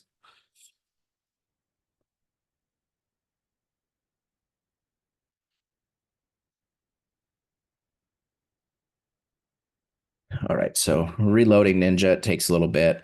Anybody have any questions I can answer while we're waiting on that? Yeah, volume bars are great for this for sure.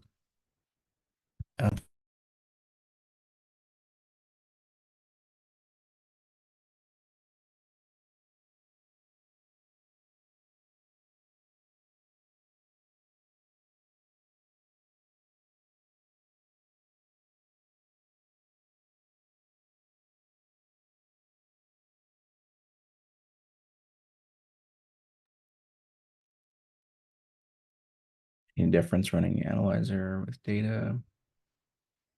No, not if you download the data ahead of time. Seeing excellent sim VABOs, email replied. Yeah, send me an email, you Evan. Yeah, absolutely. And if you want to share your results, then for sure. Happy to chat with you about that and figure it out. Yeah, it's just jim@neurostreet.com.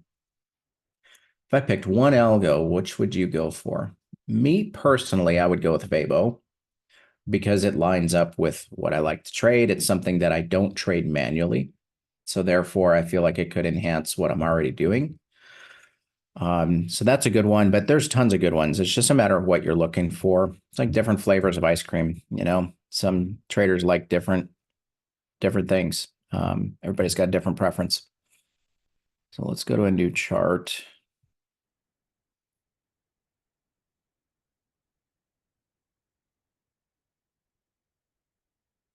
All right, so this is just set 482. I was just curious what it looks like on this one.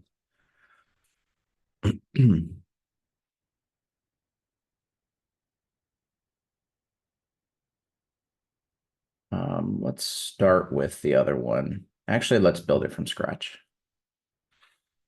Dang it. 15, recalc 1, value 7, 5, 4, 15, 1, freeze, 2, 1.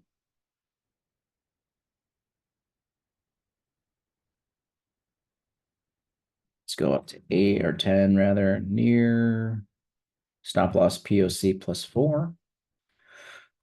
Target risk, reward 1. We can just ignore trade time for now.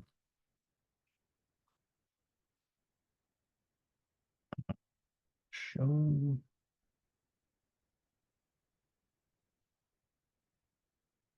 I'm going to keep this set to minutes, but I don't see the option for minutes. Double EMA minutes. There it goes. Let's go to a 1 minute. 9:20.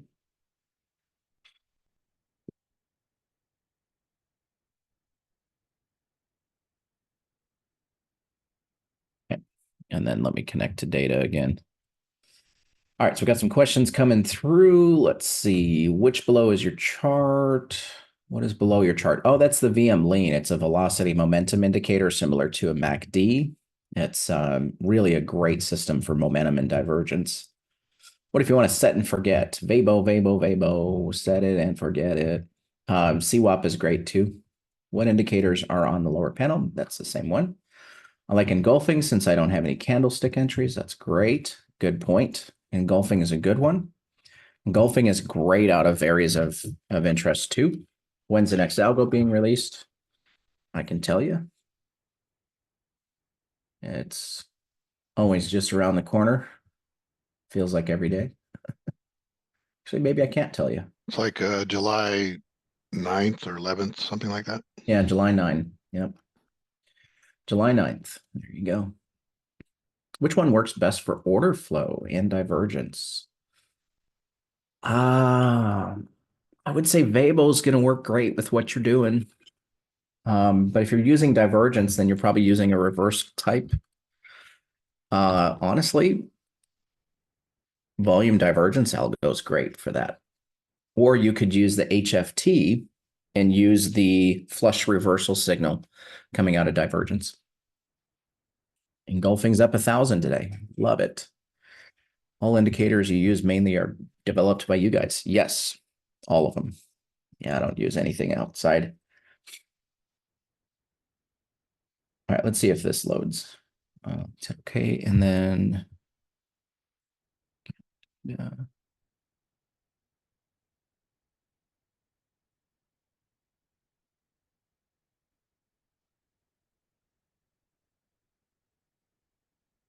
There it goes. Now it's working. All right, let's see if we get some trades. It's working, but I don't have trades. All right, hang on.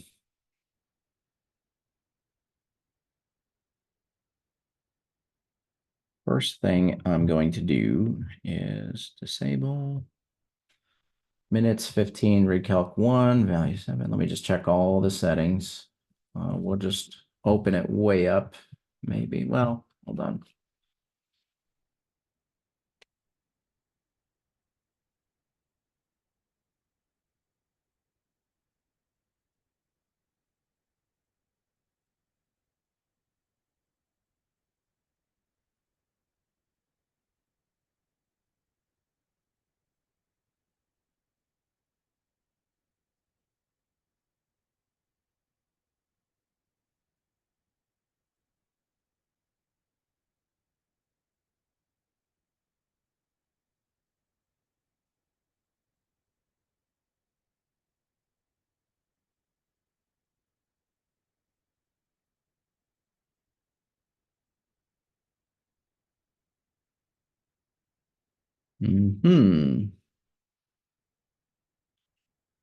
Oh, I know why. That is going to be a factor on Renko's because every bar is going to be like 1 tick difference. So you can't have something that closes 4 ticks above the value area. It's not possible. What's that mean? Just make it 1. Yeah, Renko's may not be a good choice for this one, actually, based on that. Yeah, because you've got some pretty solid opportunities like that's not coming in. You've got one here. And then this one closed below, stopped out. I don't know that Renko's are going to be a good choice for this one.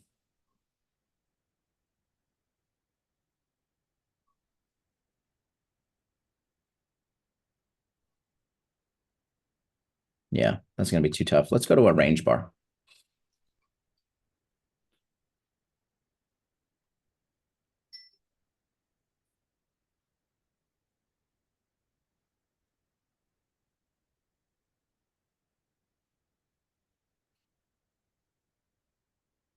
All right. Yeah, we don't got much going on in the range either. We might have to open this up a little bit. Let's look at this one. Oops. There we go. I haven't used a tick chart, but if you have one that you use on gold, I'm happy to look at it.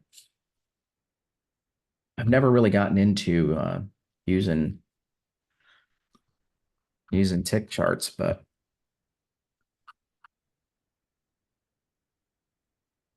well, the range looks pretty good though.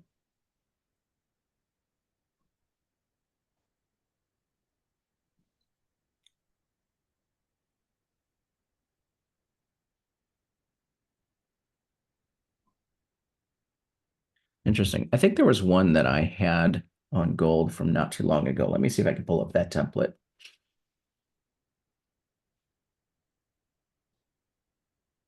But yeah, I think you could probably run with range. Yeah, you can definitely run with range on that.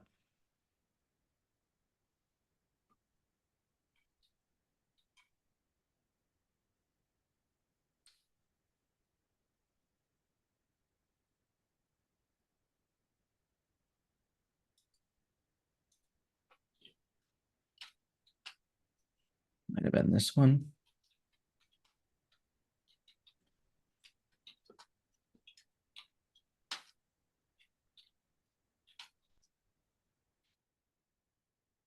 So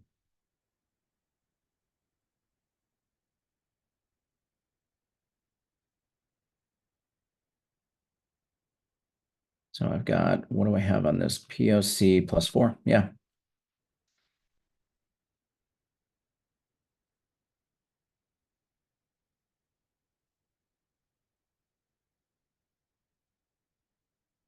Actually, I'm just going to cancel that. Just keep what I've got. Yeah, this looks pretty good though on range. You might have something here. So I came in, there's the break. There it is again. There's another one.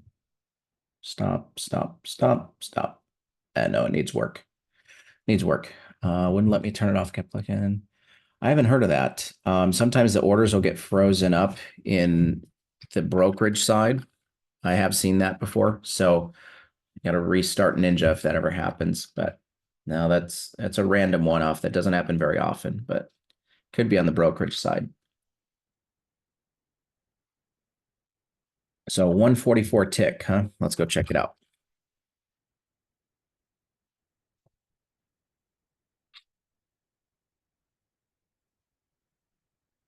Yeah, absolutely. Stop. Target. Stop.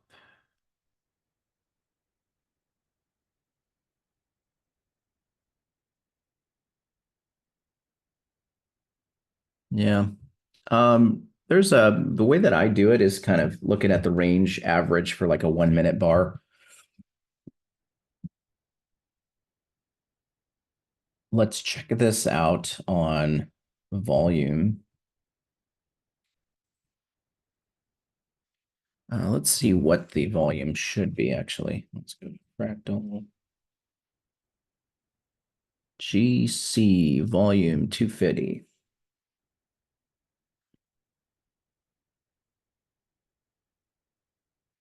There's the link to that too, by the way, if you guys want it. This will show you the 1 minute range for the bars and then the volume conversions. So let's go 250.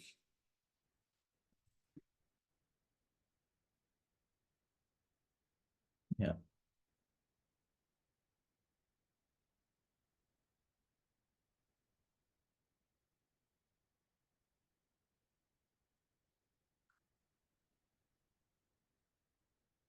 Yeah, to me, this one, I don't know that I would really even look at running this one as like a turn it on, turn it off kind of thing. You could, based on location, turn it off if you're trading into support or resistance, but otherwise, I don't know that you really need to do much with this besides just set it and run it, let it make you some money. Because there's so much that you can do to filter out trades. You look at like directional basis, it's directional in nature based on the fact that you're going to get the break of the high. Obviously, you're going long. Break of the low, you're obviously going short. You could do daily deployment based on markets that are trending. The problem is when you get into like inside days, right? So let's say the range of today's trading is completely inside of the previous day's range. You're going to have a really tough time making money on those days. It's not to say that it's not possible, but it's going to be hard. So what I would suggest is really looking at days that are trending or directional and running it on those days and on those markets. I think you're going to have the best results, but you could also just optimize it and let the thing run. I don't think there's a whole lot you need to do with this one. So let's go in and look at it on a 250 volume. Let's do some back testing with it, maybe spend some time optimizing and see what we can come up with. Looks pretty good so far. We got a decent little bit of profit there. So let me save these settings. the, the lazy trader's toy. Yeah, no, I think it's a great opportunity. Let's go to GC. I'll just save it as that. Yeah, there we go. Cool. We'll just close that out. It's fine. New.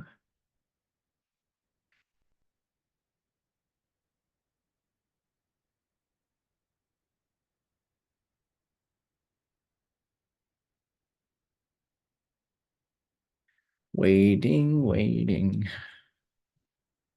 There it goes. All right, so we're gonna go to ARC. VABO template. GC. I've got it on ignore trade time. Let's go nuts. 3 o'clock to 4 o'clock. And then we can look at what we need to do.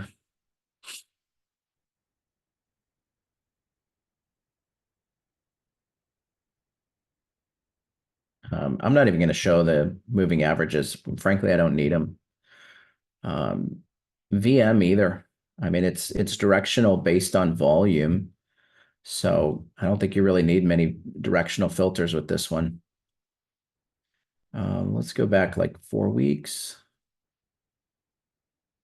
And let's go to the 21st. Let's run it. Do you trade those days when prices between previous range? Let's look at it. Let's look and see. We'll check it out. We'll tell you. We'll figure it out together. Okay, so we got 125 trades. That's great. Let's go to the chart, check out the trades. What are we seeing? What are we not seeing? What do we like? What do we not like? Let's change this first, turn off the grids.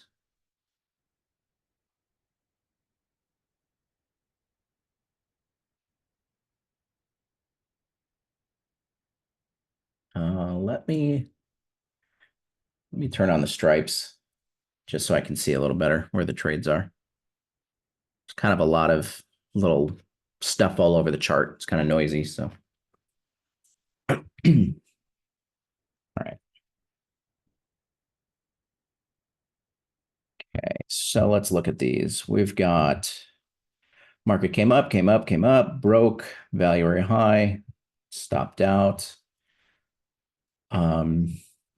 Let's look at this one. Interesting. Pretty noisy. Could be that the time frame is too small.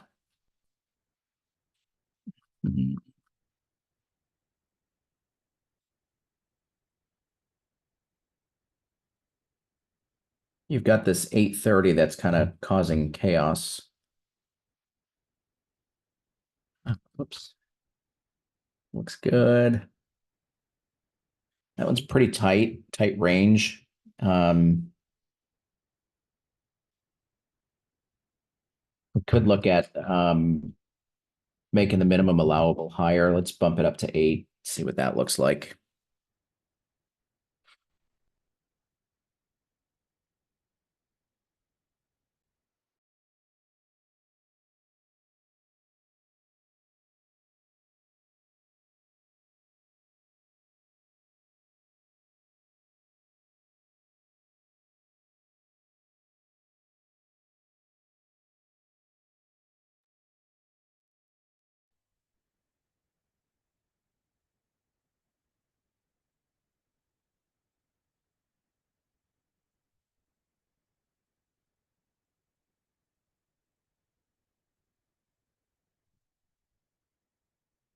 Could set a max too, just so that it's really kind of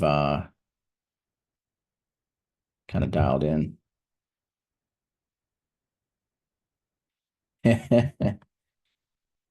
Cured from news trading a long time ago. I love that. News is a coin flip. Is it going to go up? Is it going to go down? Nobody really knows. What are you doing? You're gambling. If you have no probability in your outcome, why are you trading it? That's gambling. Yeah, you don't make any money. The only person that makes money when you trade the news is your brokerage.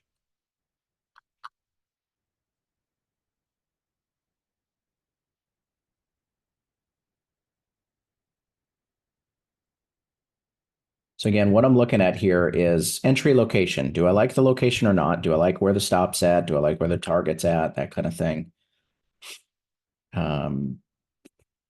Yeah, personally, time of day that you're trading. Yeah, that's true. Ron does have some good stuff on this one. Let's go to half hour of day, see where we're at. Ouch. Yeah, it's just nothing good though, Like I'm not going to only trade it from 11 to 11:30. That's silly. All right, so let's see if we can just go in and start optimizing some stuff on this. The first thing I'm going to optimize, let me save it again. I've got about 92 trades to work with, so that's going to be plenty. Just save it as GC. We're going to go into Optimizer. I'm going to move this over so I can see it a little better. There we go. Let's go to template, load GC.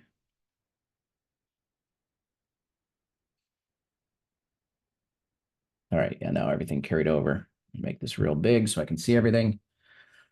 Minutes per profile. I'm just going to leave that reset recalc value area. We can optimize this. Let's go 60 to 80 by fives. Obviously, this is going to help us determine the entry location. Getting in too early, too late, right? Minimum bars before signal. We'll just do 3 to 5. Let's go 3 to 6. Minimum value area distance. That's probably part of the problem. Let's go 2 to 4. And then this one will go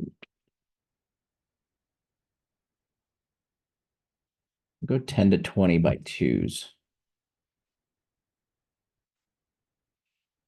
Max signals, minimum closes, we're going to leave those alone. So we've got, how many iterations is this?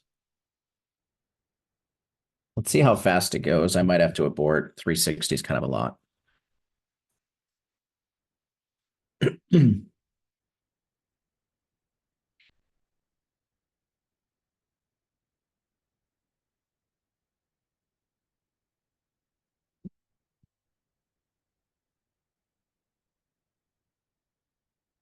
Yeah, so that'll probably just take 5-10 minutes or something. So while we're waiting on that, let's do this. We're going to pull up a chart.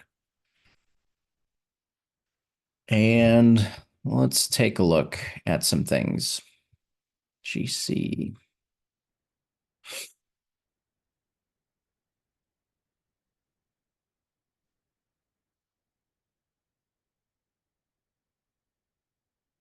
Okay, so here I've got, actually, I'm going to do one better. We're going to use Trading View so I don't bog down Ninja too much. Let's change this to a 30. Okay, let's put volume profiles on here.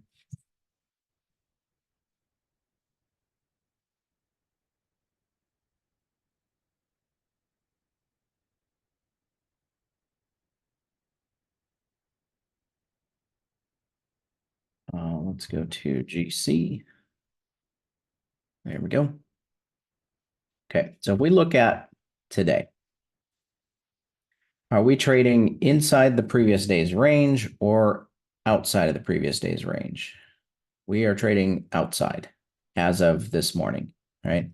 So as soon as you start trading outside of that range, you're looking at, okay, this is probably going to make sense for us to start trading on that day. The previous day's range the day before was here to here, and we were trading outside of it all morning. So you would go shorts only because we're trading below the previous day's range. If you look at the previous day before that, you see how this day was mostly inside of the previous day's range. You're going to have a tough time on June 25th. So we can mark that as a day. June 25th, tough day. So let's take some notes here. And we can even see if this is a valid theory or not. I can get rid of this for now. This day outside. This day mostly inside. Barely swept above and then swept below, but it wasn't until like, I really didn't start trading outside until like 11. So we're going to say that's an inside day, 621. This one's outside. This one's definitely inside, June 18. Okay, then we've got 17 is inside, 17. Then we've got 14th is, yeah, it's outside. The 13th is outside. 12th outside. 11th, kind of mostly inside, actually, 611. This one definitely inside 610. Definitely outside, outside, inside June 5th, 4th, 3rd, 2nd, 3rd, 31st. So we can just start it from like June 6th. We'll just start it from June 6th. And then that'll give us some idea. June 6th. And then what we'll do is we'll just ixnay the days that we want to block out. And we can test it that way.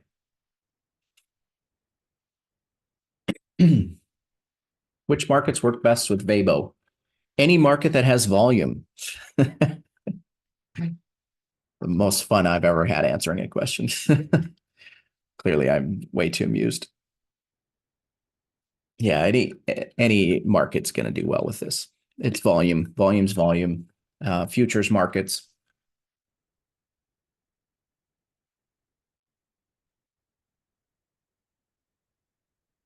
GC is a good one for sure.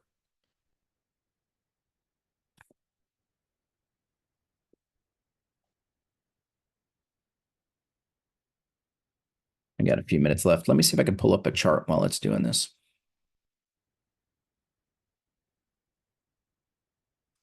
Let's go.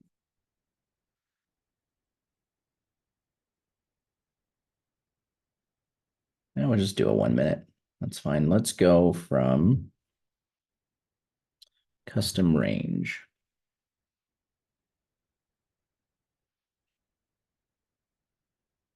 Two different things. This is a breakout algo. The HFT you could use for reversals or trend trades. So just a matter of if you wanted to do breakouts.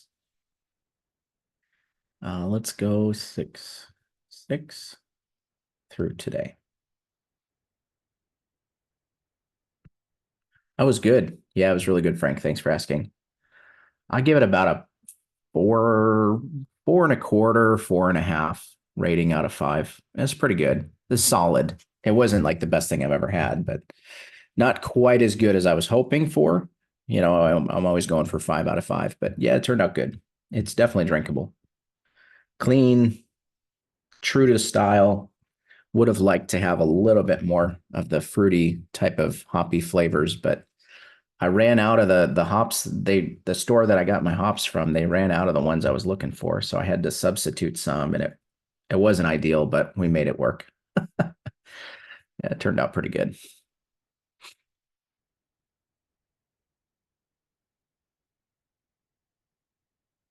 So a couple more minutes. I'm going to pull up a chart with the VABO, and we can look at some of those days.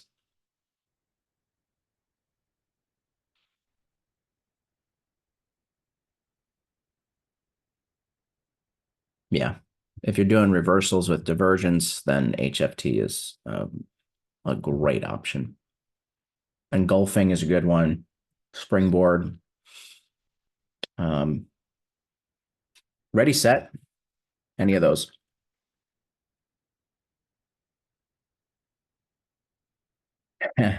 Yeah, exactly.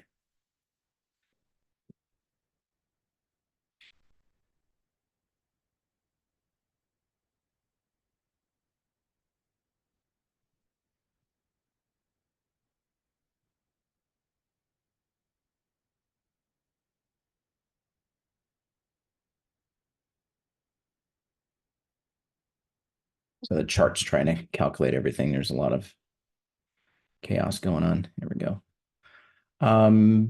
We can look at it on a 1 minute and then go from there and see if we need to change that. Let's go back to the beginning. Maybe. There we go. You can do it. All right. So we're good until June 10th. June 10th, we would not look to trade it. So let's see how we're doing here. Let me pull up a data window so I can see what I'm doing. All right.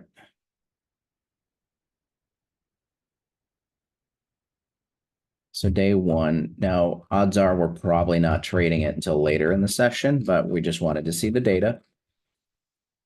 So 5 o'clock is a good time to start trading gold.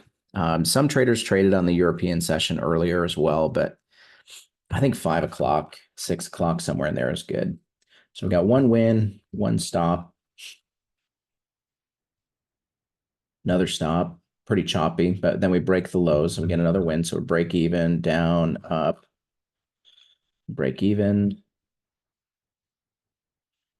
We've got one win, looks like. Yeah, one win there. I know it's hard to see these. Let me zoom in a little. 2 wins, 3 wins for the day, 2 wins, 0. You probably want to cut it off at noon. Let's go to another day. June 7.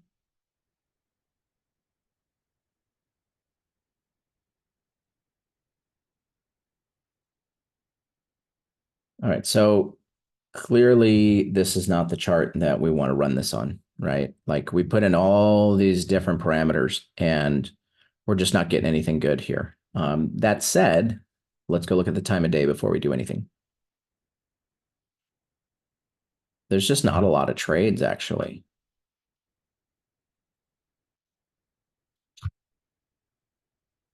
Interesting.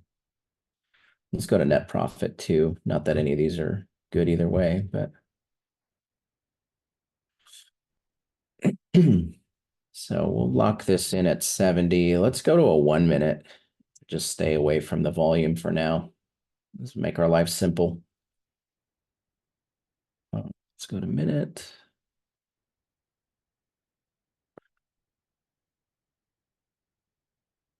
All right, let's rerun that. Once well optimized, what algo would you run on full auto? VABO and CWAP are good ones.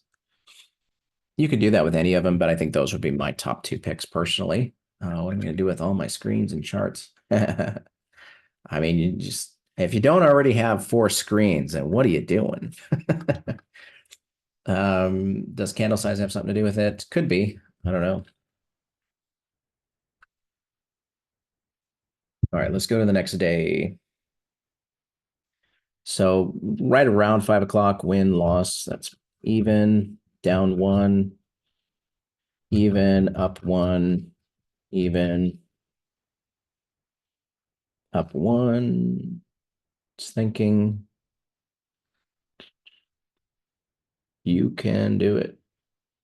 Up 2.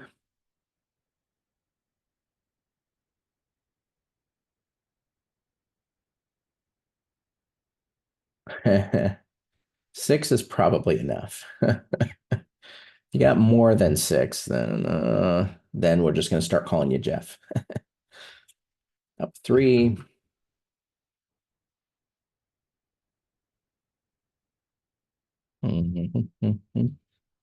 Times like this, you wish you had another computer like Jeff. Up 2. Yeah, I like it. Most important thing is to have a swivel chair. He's got like a horseshoe shaped desk and a swivel chair, and he's good, man. He's got like world headquarters over there. No, I think this looks pretty good on the days that are not inside. Let's go to another day. There's a couple more trades late in the afternoon.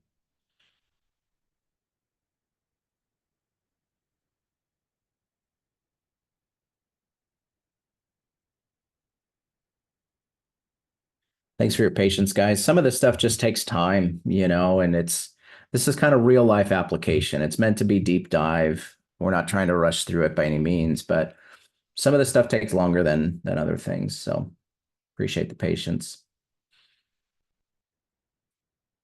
Let's go here. Okay, so first trade, stop, stop, stop, and no profit on those.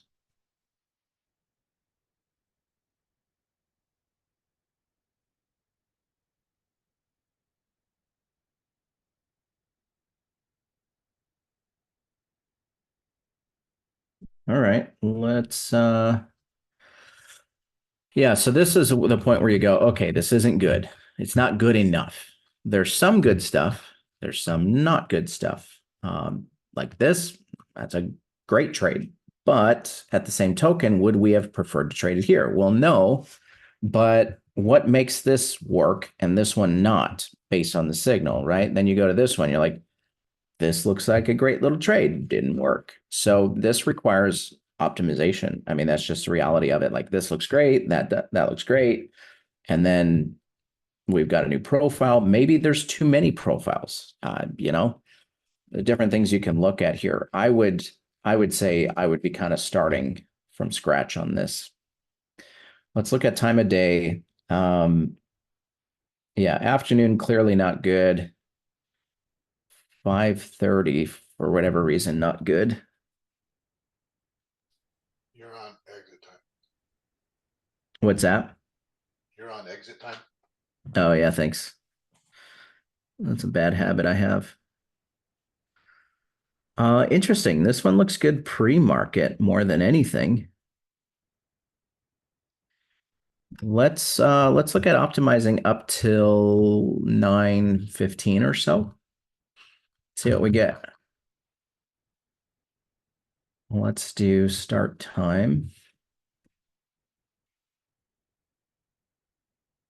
I'm sorry, that was end time. Let's go 3:30. And we'll go till 9:15. Everybody in the foreign markets are like, oh, thank you. This is going to be amazing. Let's re-optimize for that time, see what we get. How? Meanwhile, we'll go back to our chart.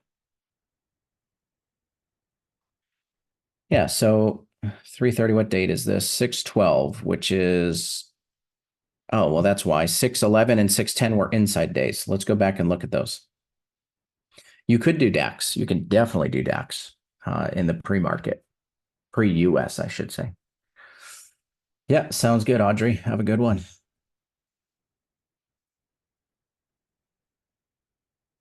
All right, so let's go back to 6:10, 6:11. These are both inside days. So we're trying to like validate our theory of not wanting to trade this too much in inside days, which I think is probably going to be a good thing.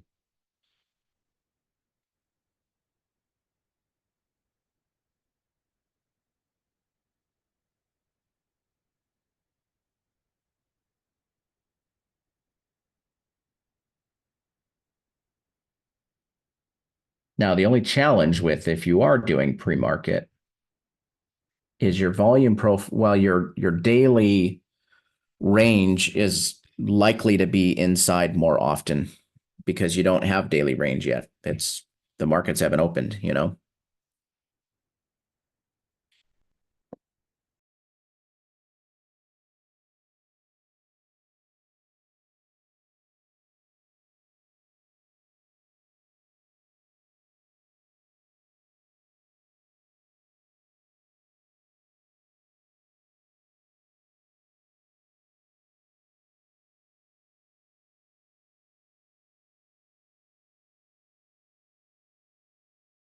All right, so here's an example of an inside day.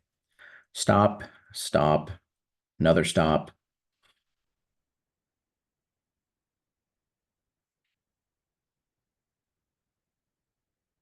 Stop, stop, stop, stop, win, stop.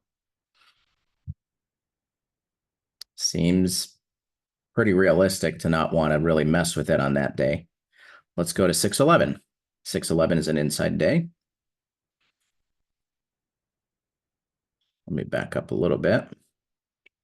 Okay, stop, win, stop, stop, win, stop, stop, win. Couple wins, stops, nothing great happening. Let's go to the next day where it's not an inside day. Win, win, win, win, win, win, 1 stop, 2 stops, 3 stops, win, win, win, win, stop, win. I don't know. Looks a lot better. Let's go to the next day. The next day is not an inside day. So we started around 3:30, so we wouldn't have taken that one.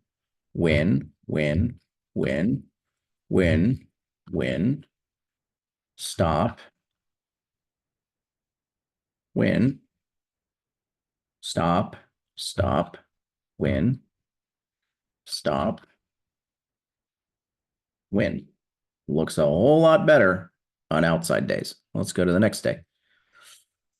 14th, stop, stop, win, win. So even, up 1, up 2, up 3, up 4, up 5, up 4, 5, 6, 5, 4, 5, 6. I'm just counting net wins. 5, 4, 3, 4, 3, 2. But I really think cutting it off much before this is going to be ideal. Cut it off before that noon time frame. Let's go to the next day. This is kind of what's involved with, initial, figuring this stuff out. Here we go. So the next day, 6/17 is an inside day. So let's look at it. We got 3 wins, 2, 3, 2, 1, 0, -1, 0, 1, 2, 3, 4, 3, 4, 3, 2. Nothing really good happening. Couple. You got 4 winners in a row, which is pretty decent, but 6/18 inside day. We'll start at 3:30. That's 1, 2, 1, 2, 1, 0, 1, 0, -1, afternoon. Okay, let's go to the 19th is not an inside day. So we've got -2, -3. When did we start this one? Let's go. And before let's go -1, 2, 1, 2, 3, 4, 3. Let's go to the next day. 20th, not an inside day. 1, 0, -1, -2, 1, 0, 1, 0, 1, 2, 3, 2, 3, 4. Not good. So it probably just needs to be optimized more, but interesting though to look at that stuff and see what's happening. 5 o'clock to 5:30. Now these are not good here either. So let's lock in some of these numbers though, at least while we're at it. So we've got 70, minimum 6,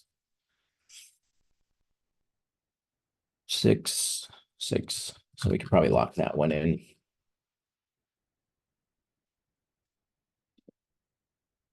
So that one's good. Max or minimum distance, 4, 4, 4.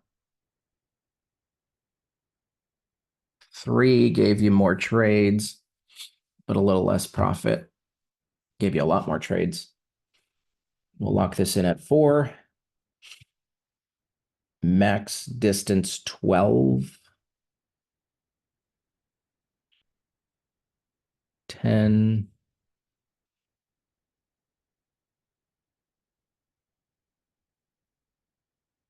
Where's it? Max, 14, there it is. 12, 10, 20, 14. None of these are really making a difference though. 14, 12. Looks like really we're not getting too many above 12 anyway, so I'm just going to lock it in as 12.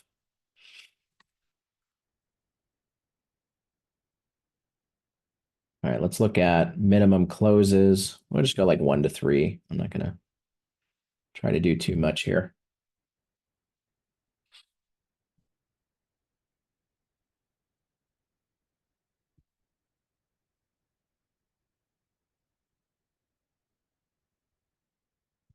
So we don't have an algo room that trades with algos. We do have a trade room that I run in the mornings, and we do trade together, but it's all manual entry. But we do pretty well. These, oh yeah, that looks a little different. Interesting. Let's see what this one looks like.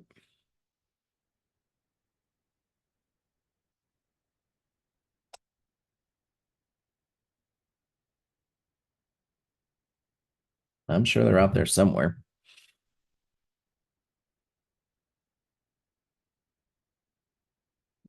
All right, so one close inside was the best, so we'll lock that in. Leave that alone, leave that alone. Minimum bars, value area is fine. We can look at it one more time, just the value area. Let's go 60 to 80 by fives. What you want to do if you want to join the trade room, just go to nstradingacademy.com and then enter your name and email, and you'll get a pass to the trade room. Yeah, I missed it this week. Let me tell you, I love running the trade room. We have a lot of fun in there, man. Yeah, it's a good time. All right, cool. So this really is, coming in at 70, which is fine. So go with that. Get rid of that. Thank you. All right, so 330 is good. We've got a couple times in here that are not good. We've got 9 trades and 5. 5 is not enough to really base anything off of, right? Like 5 trades and you're losing, like that doesn't mean anything. You can take 5 trades in a row, even if you have a 75% win rate. So that doesn't tell me anything. So within 30 days, yeah, within. If it's beyond that, just ask nicely and we'll see. Yeah, the address is nstradingacademy.com. There it is. All right. That 9 o'clock, I think we're just going to cut that out. In fact, I'm just going to cut it out at 8:20 because a lot of times that 8:30 has a lot of news, so we'll just go with that. Cool. All right, now let's take a look at stop placement because stop placement is going to also determine what our risk reward is. So we're going to do anything from 1 to 10. Like I want to look at the full scope and spectrum of what's happening on this chart. Now this is a 1 minute, so it's pretty noisy too. It is harder to optimize the smaller time frame charts, I think. I think easier to chart, 2, 3 minutes and up. It gets to be easier.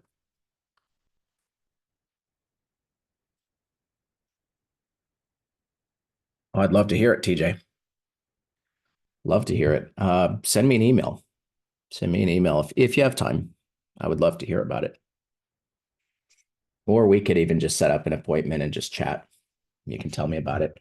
Then you don't have to type everything up, 2050. So we're starting to get somewhere. 1.5 profit. Now we're starting to get somewhere. So it's kind of like, initially it's like you're just chipping away at this crude giant ball of rock, and you're just chipping away at it to kind of get a sculpture together.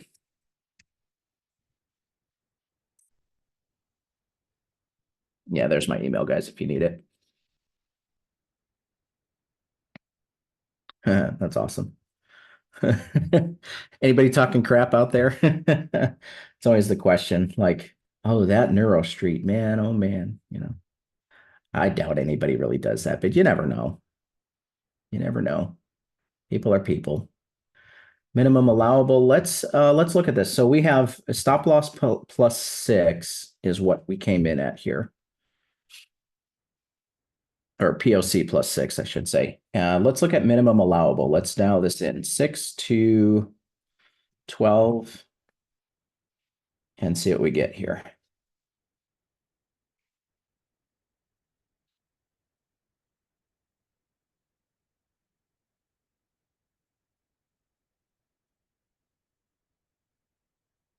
Yeah, that's true. I bet that's probably the case.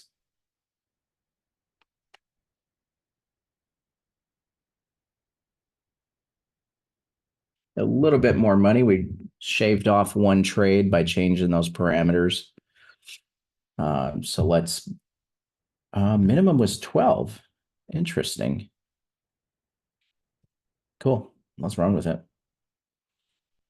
Oh yeah, sorry, it's Jim Simmons. That's who's running this algo event and who is speaking right now and has been for 12 hours this week. Not that I'm counting or anything. Man, you guys listen to me talk for 12 hours. Are you guys crazy? Why on earth would you do that to yourself? Too bad you're not paid by word count. Oh my gosh. No kidding. That would be amazing. Pay 10 cents per word, baby. Let's do it. Man, if that was the case, though, Sean would be a millionaire. He probably already is. But anyway, he'd be even more rich. Too funny. All right, cool. So I think that's really probably about all we really want to do with this one. I don't know that we really want to optimize too much more. Let's look. Let's tinker with this just for fun. Let's go 10 to let's go nuts. Let's go 10 to 30. And we'll just run all of them. It shouldn't take that long. Yeah. There is a Jim Simmons who is a billionaire hedge fund manager. This is true. Not the same Jim Simmons, I assure you. Yeah, no, he's not running algo events. I assure you of that. If he is, he's like charging $1 million a week or something. Yeah, he spells it a little different. He's got the 1M instead of the 2.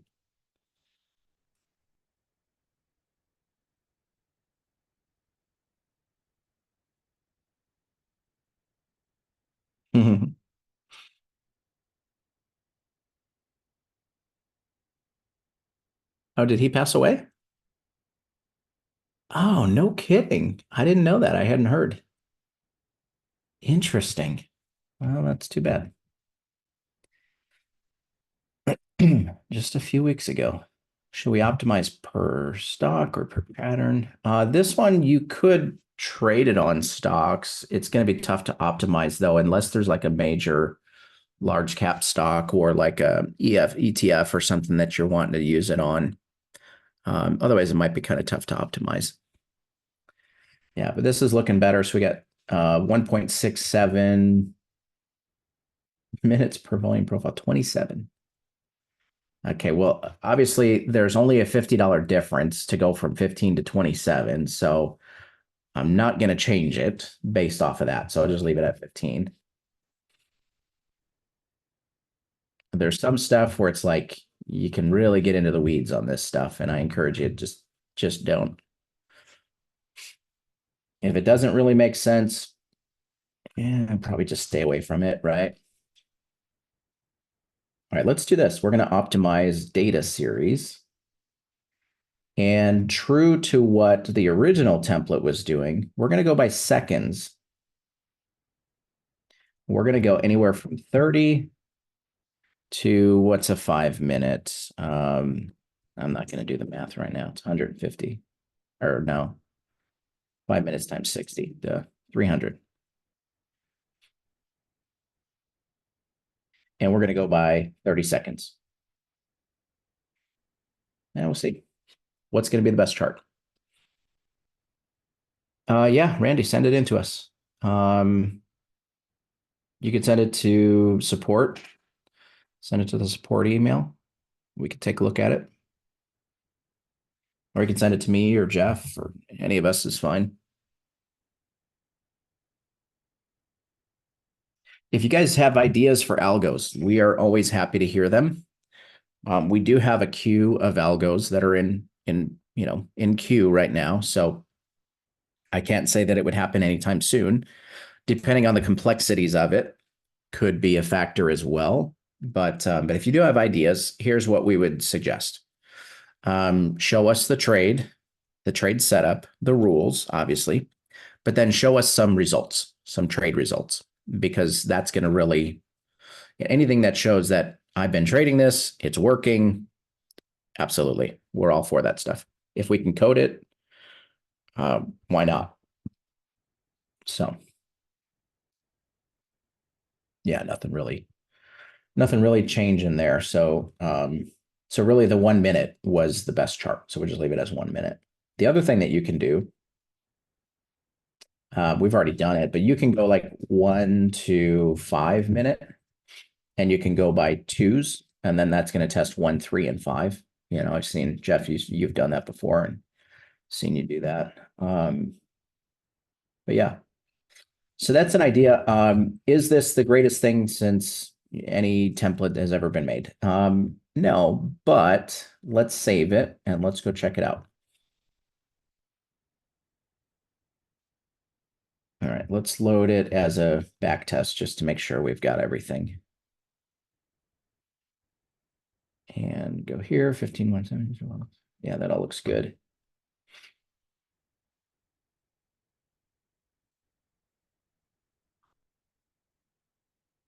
Sweet. I always like to run it as a, as a back test as well, just to make sure everything's carrying over.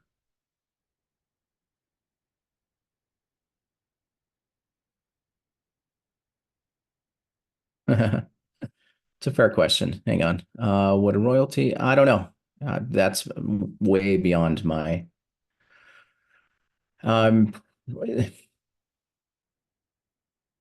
Yeah, I'm just not even getting. I won't even touch on that conversation. That's one that you'd want to have with the team if we get to that point. Is it a trading view strategy that is open? I do very well manually. These are all Ninja. Yeah, all Ninja Trader. We do have a lot of good algos, but there's always different algos that traders are, if we can code something that is a new edge, that's what we do. We're a development company. It could, yeah. Algo that trades absorption. Yes, 100% Mark. I'm on it actually already. Yeah, it's already something that I'm begging for.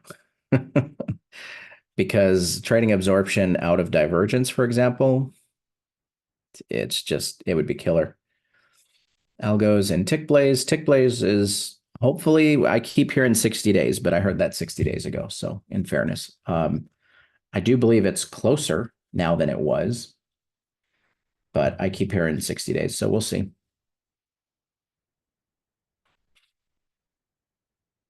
Automating absorption would be amazing. Yes. And it's something that I am all for and just begging the developers to give us. It won't happen until after Tick Blaze, though, for sure. For sure it won't.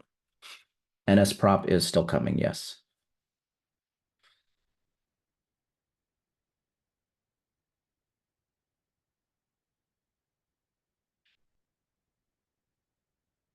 Yeah, just a small project. Yeah, I mean, it only cost us 4 million to buy the platform and jump change. We've only got how many developers do we have working on Tick Blaze right now, Jeff? 5 and a a quality QA team, and it's a pretty good group of guys. How many QA people do we have now? 2 or 3 or something?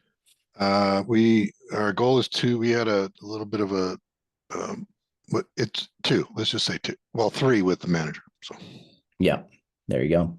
So we got 8 people working around the clock. took place launched. So I assure you, they are doing everything they can to get that off the ground. It literally is around the clock because Yeah. they're, you know, some are located on the other side of the planet.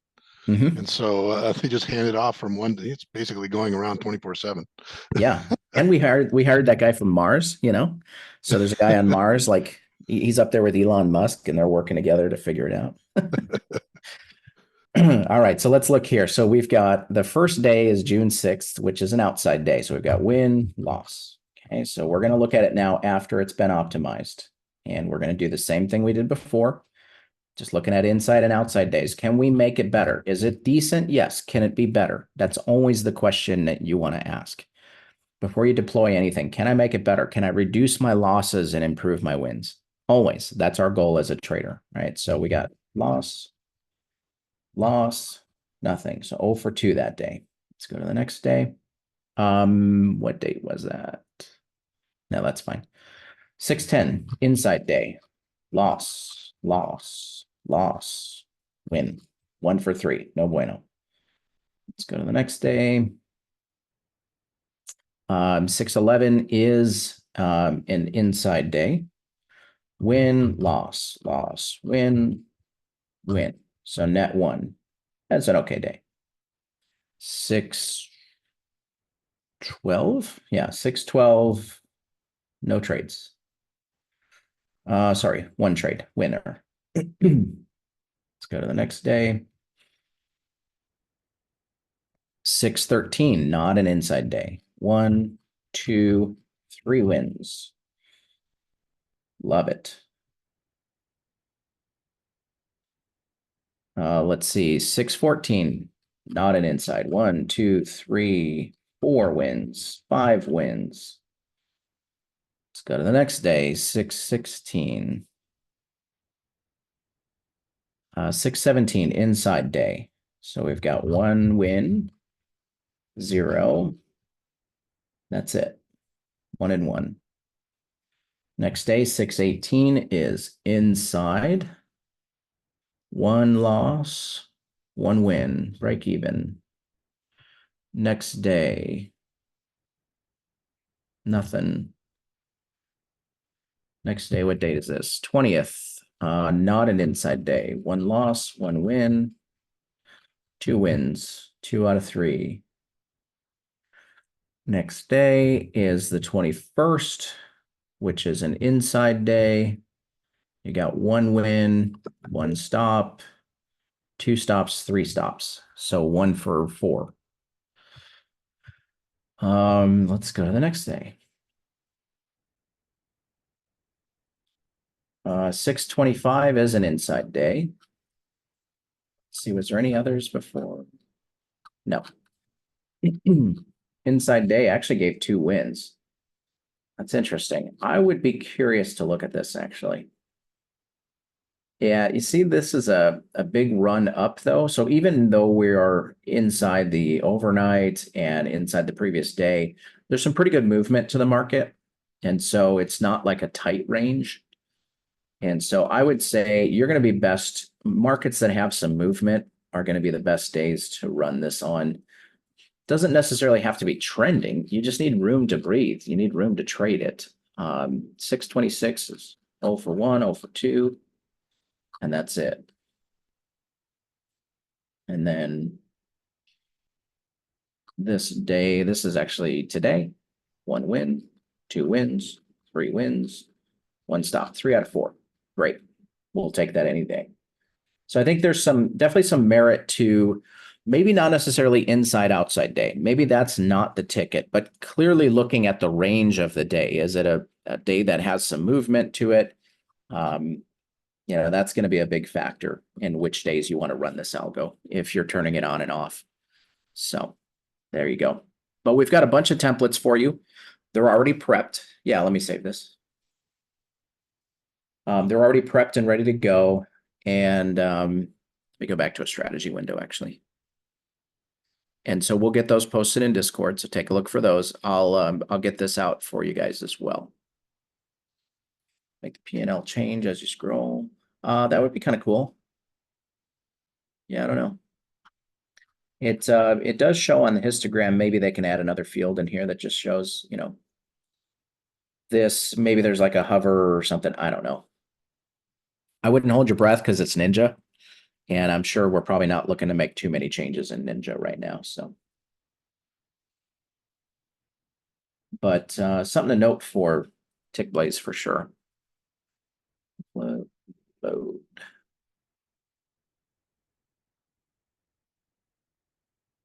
Save as VABO GC 1 minute. And just do this. Eastern time, this is 6:27. We'll call this pre-market. Okay, saved. That's good thought. Good thought. All right. I think that's pretty much about it. Do you guys have any questions? Anything we can answer before we call it a day?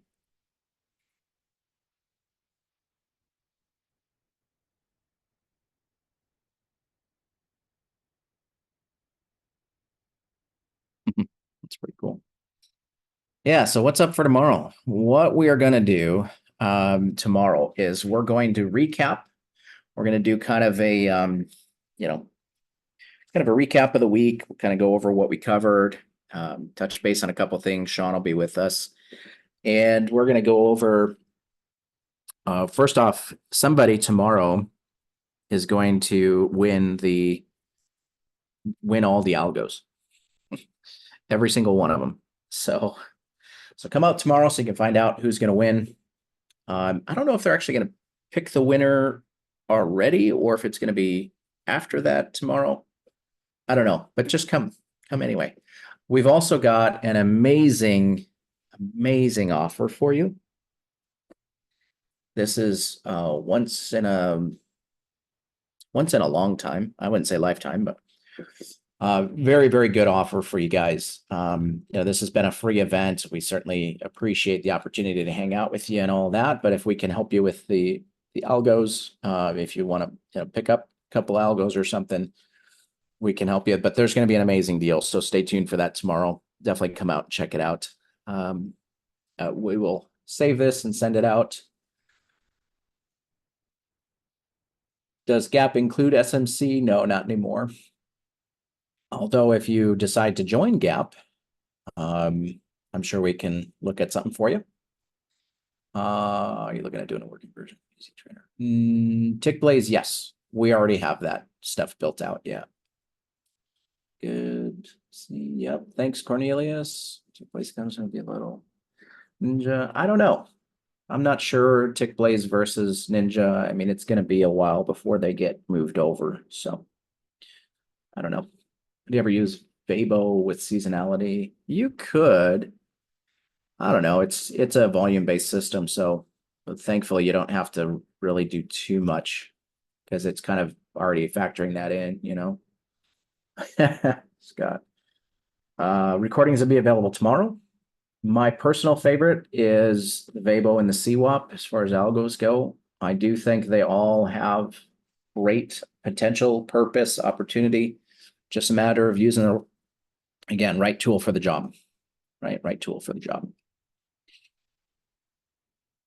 You're better off using a hammer to drive a nail, but you could probably use a shoe, but the hammer's going to get it done better.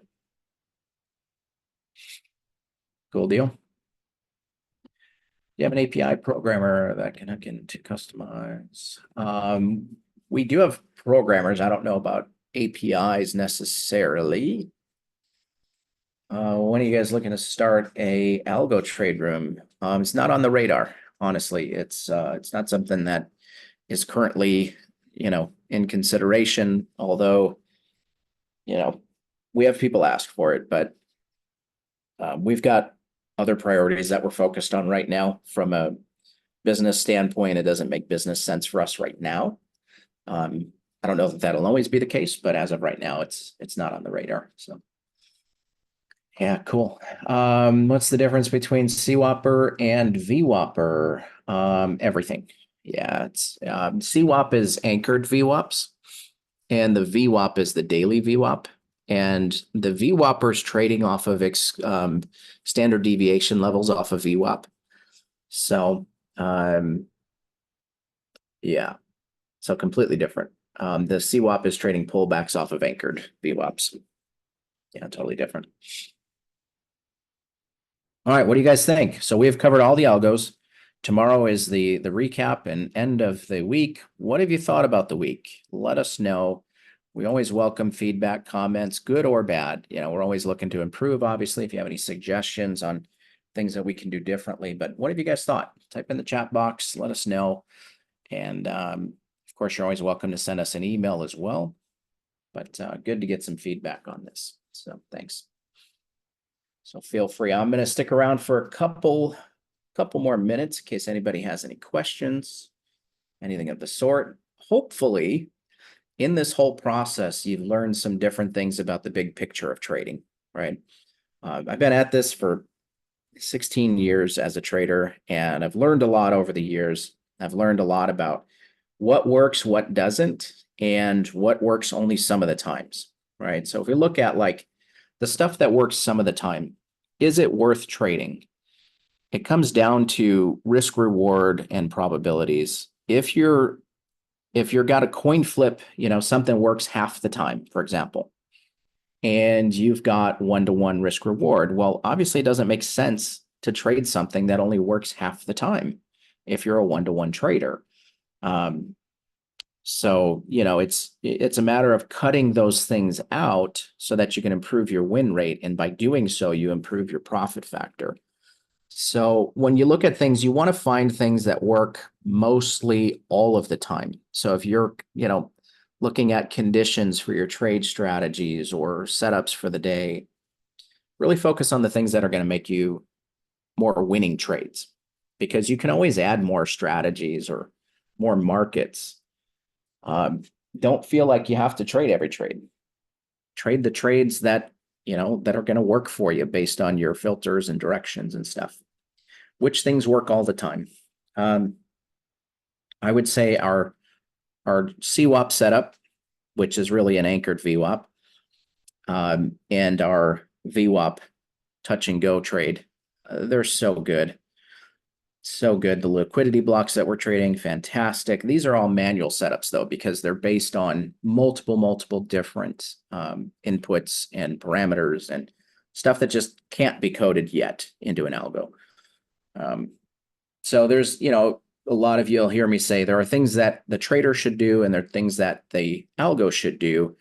The best case scenario is that you marry the best of both worlds, right? There's certain things that a trader can do that the algo can't, such as determining directional bias based on big picture and multiple time frame charts. Now you can use multiple time frame EMAs and different things like that, but sometimes there's no substitute for just going to the chart and looking at it.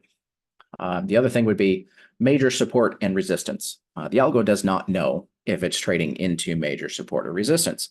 That is not something the algo is going to know. So that's where the trader can come in and say, I don't want to trade this level. I'm going to turn it off. Or major news, you can turn it off. You know, there's certain things that a trader should do and certain things that an algo should do. The benefit of having the algo is less emotional involvement, better execution, those type of things. Purely rules-based, a lot of those are great things. And so you use the best of the algo side with the brain of the trader, and you put those two together, and you have something that's really a solid opportunity. So very cool. I've been impressed with products and sharing details. Yeah, thanks. Yeah, thanks, Jeffrey. Have a good one. We'll see you tomorrow. Perception of algos, observation. Yeah, exactly. We're not here to pitch you anything.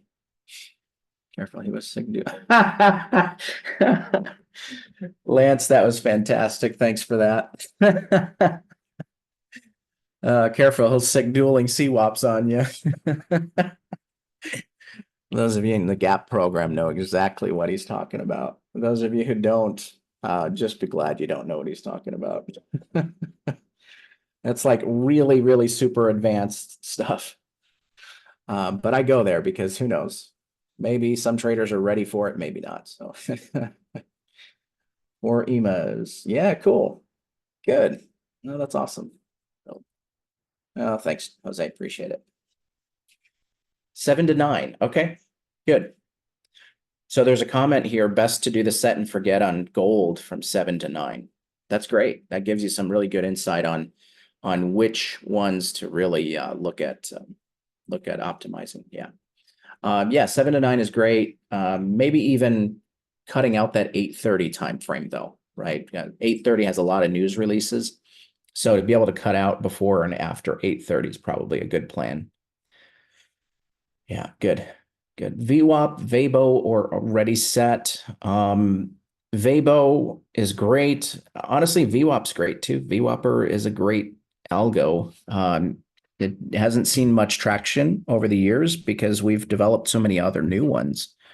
But I mean, I optimized it every week for a while there and got good settings each week, and it was profitable every week. So, there's some opportunity there for sure, but it's Plus, not up to date as some of the other ones. VWAP also, it gives both reversal and trend trades. So Yes. 2 options in there. Yep. A lot you can do with it. So cool. It's easy to optimize too. Sweet. Yeah, no, I think we're good to go. Let's go ahead and call it a day. We'll come back tomorrow and we'll finish up. We're going to be back tomorrow from 10 to noon. Okay, so 10 to noon. So don't forget tomorrow we're starting at 10. We don't need as much time. So we'll see you back here tomorrow morning, 10 o'clock. Be there and you guys are welcome to come in Monday and trade with us in the trade room too. We're not doing algos, so don't ask me to because I won't. But you're welcome to see how we break down the markets and which direction we're trading, and maybe that helps you set your algos, So, yeah. Yep, we will recap and then we'll get all the recordings out to you so you can watch it all weekend. Sweet. All right, guys, have a good one. We'll catch you tomorrow. Cheers. Take care.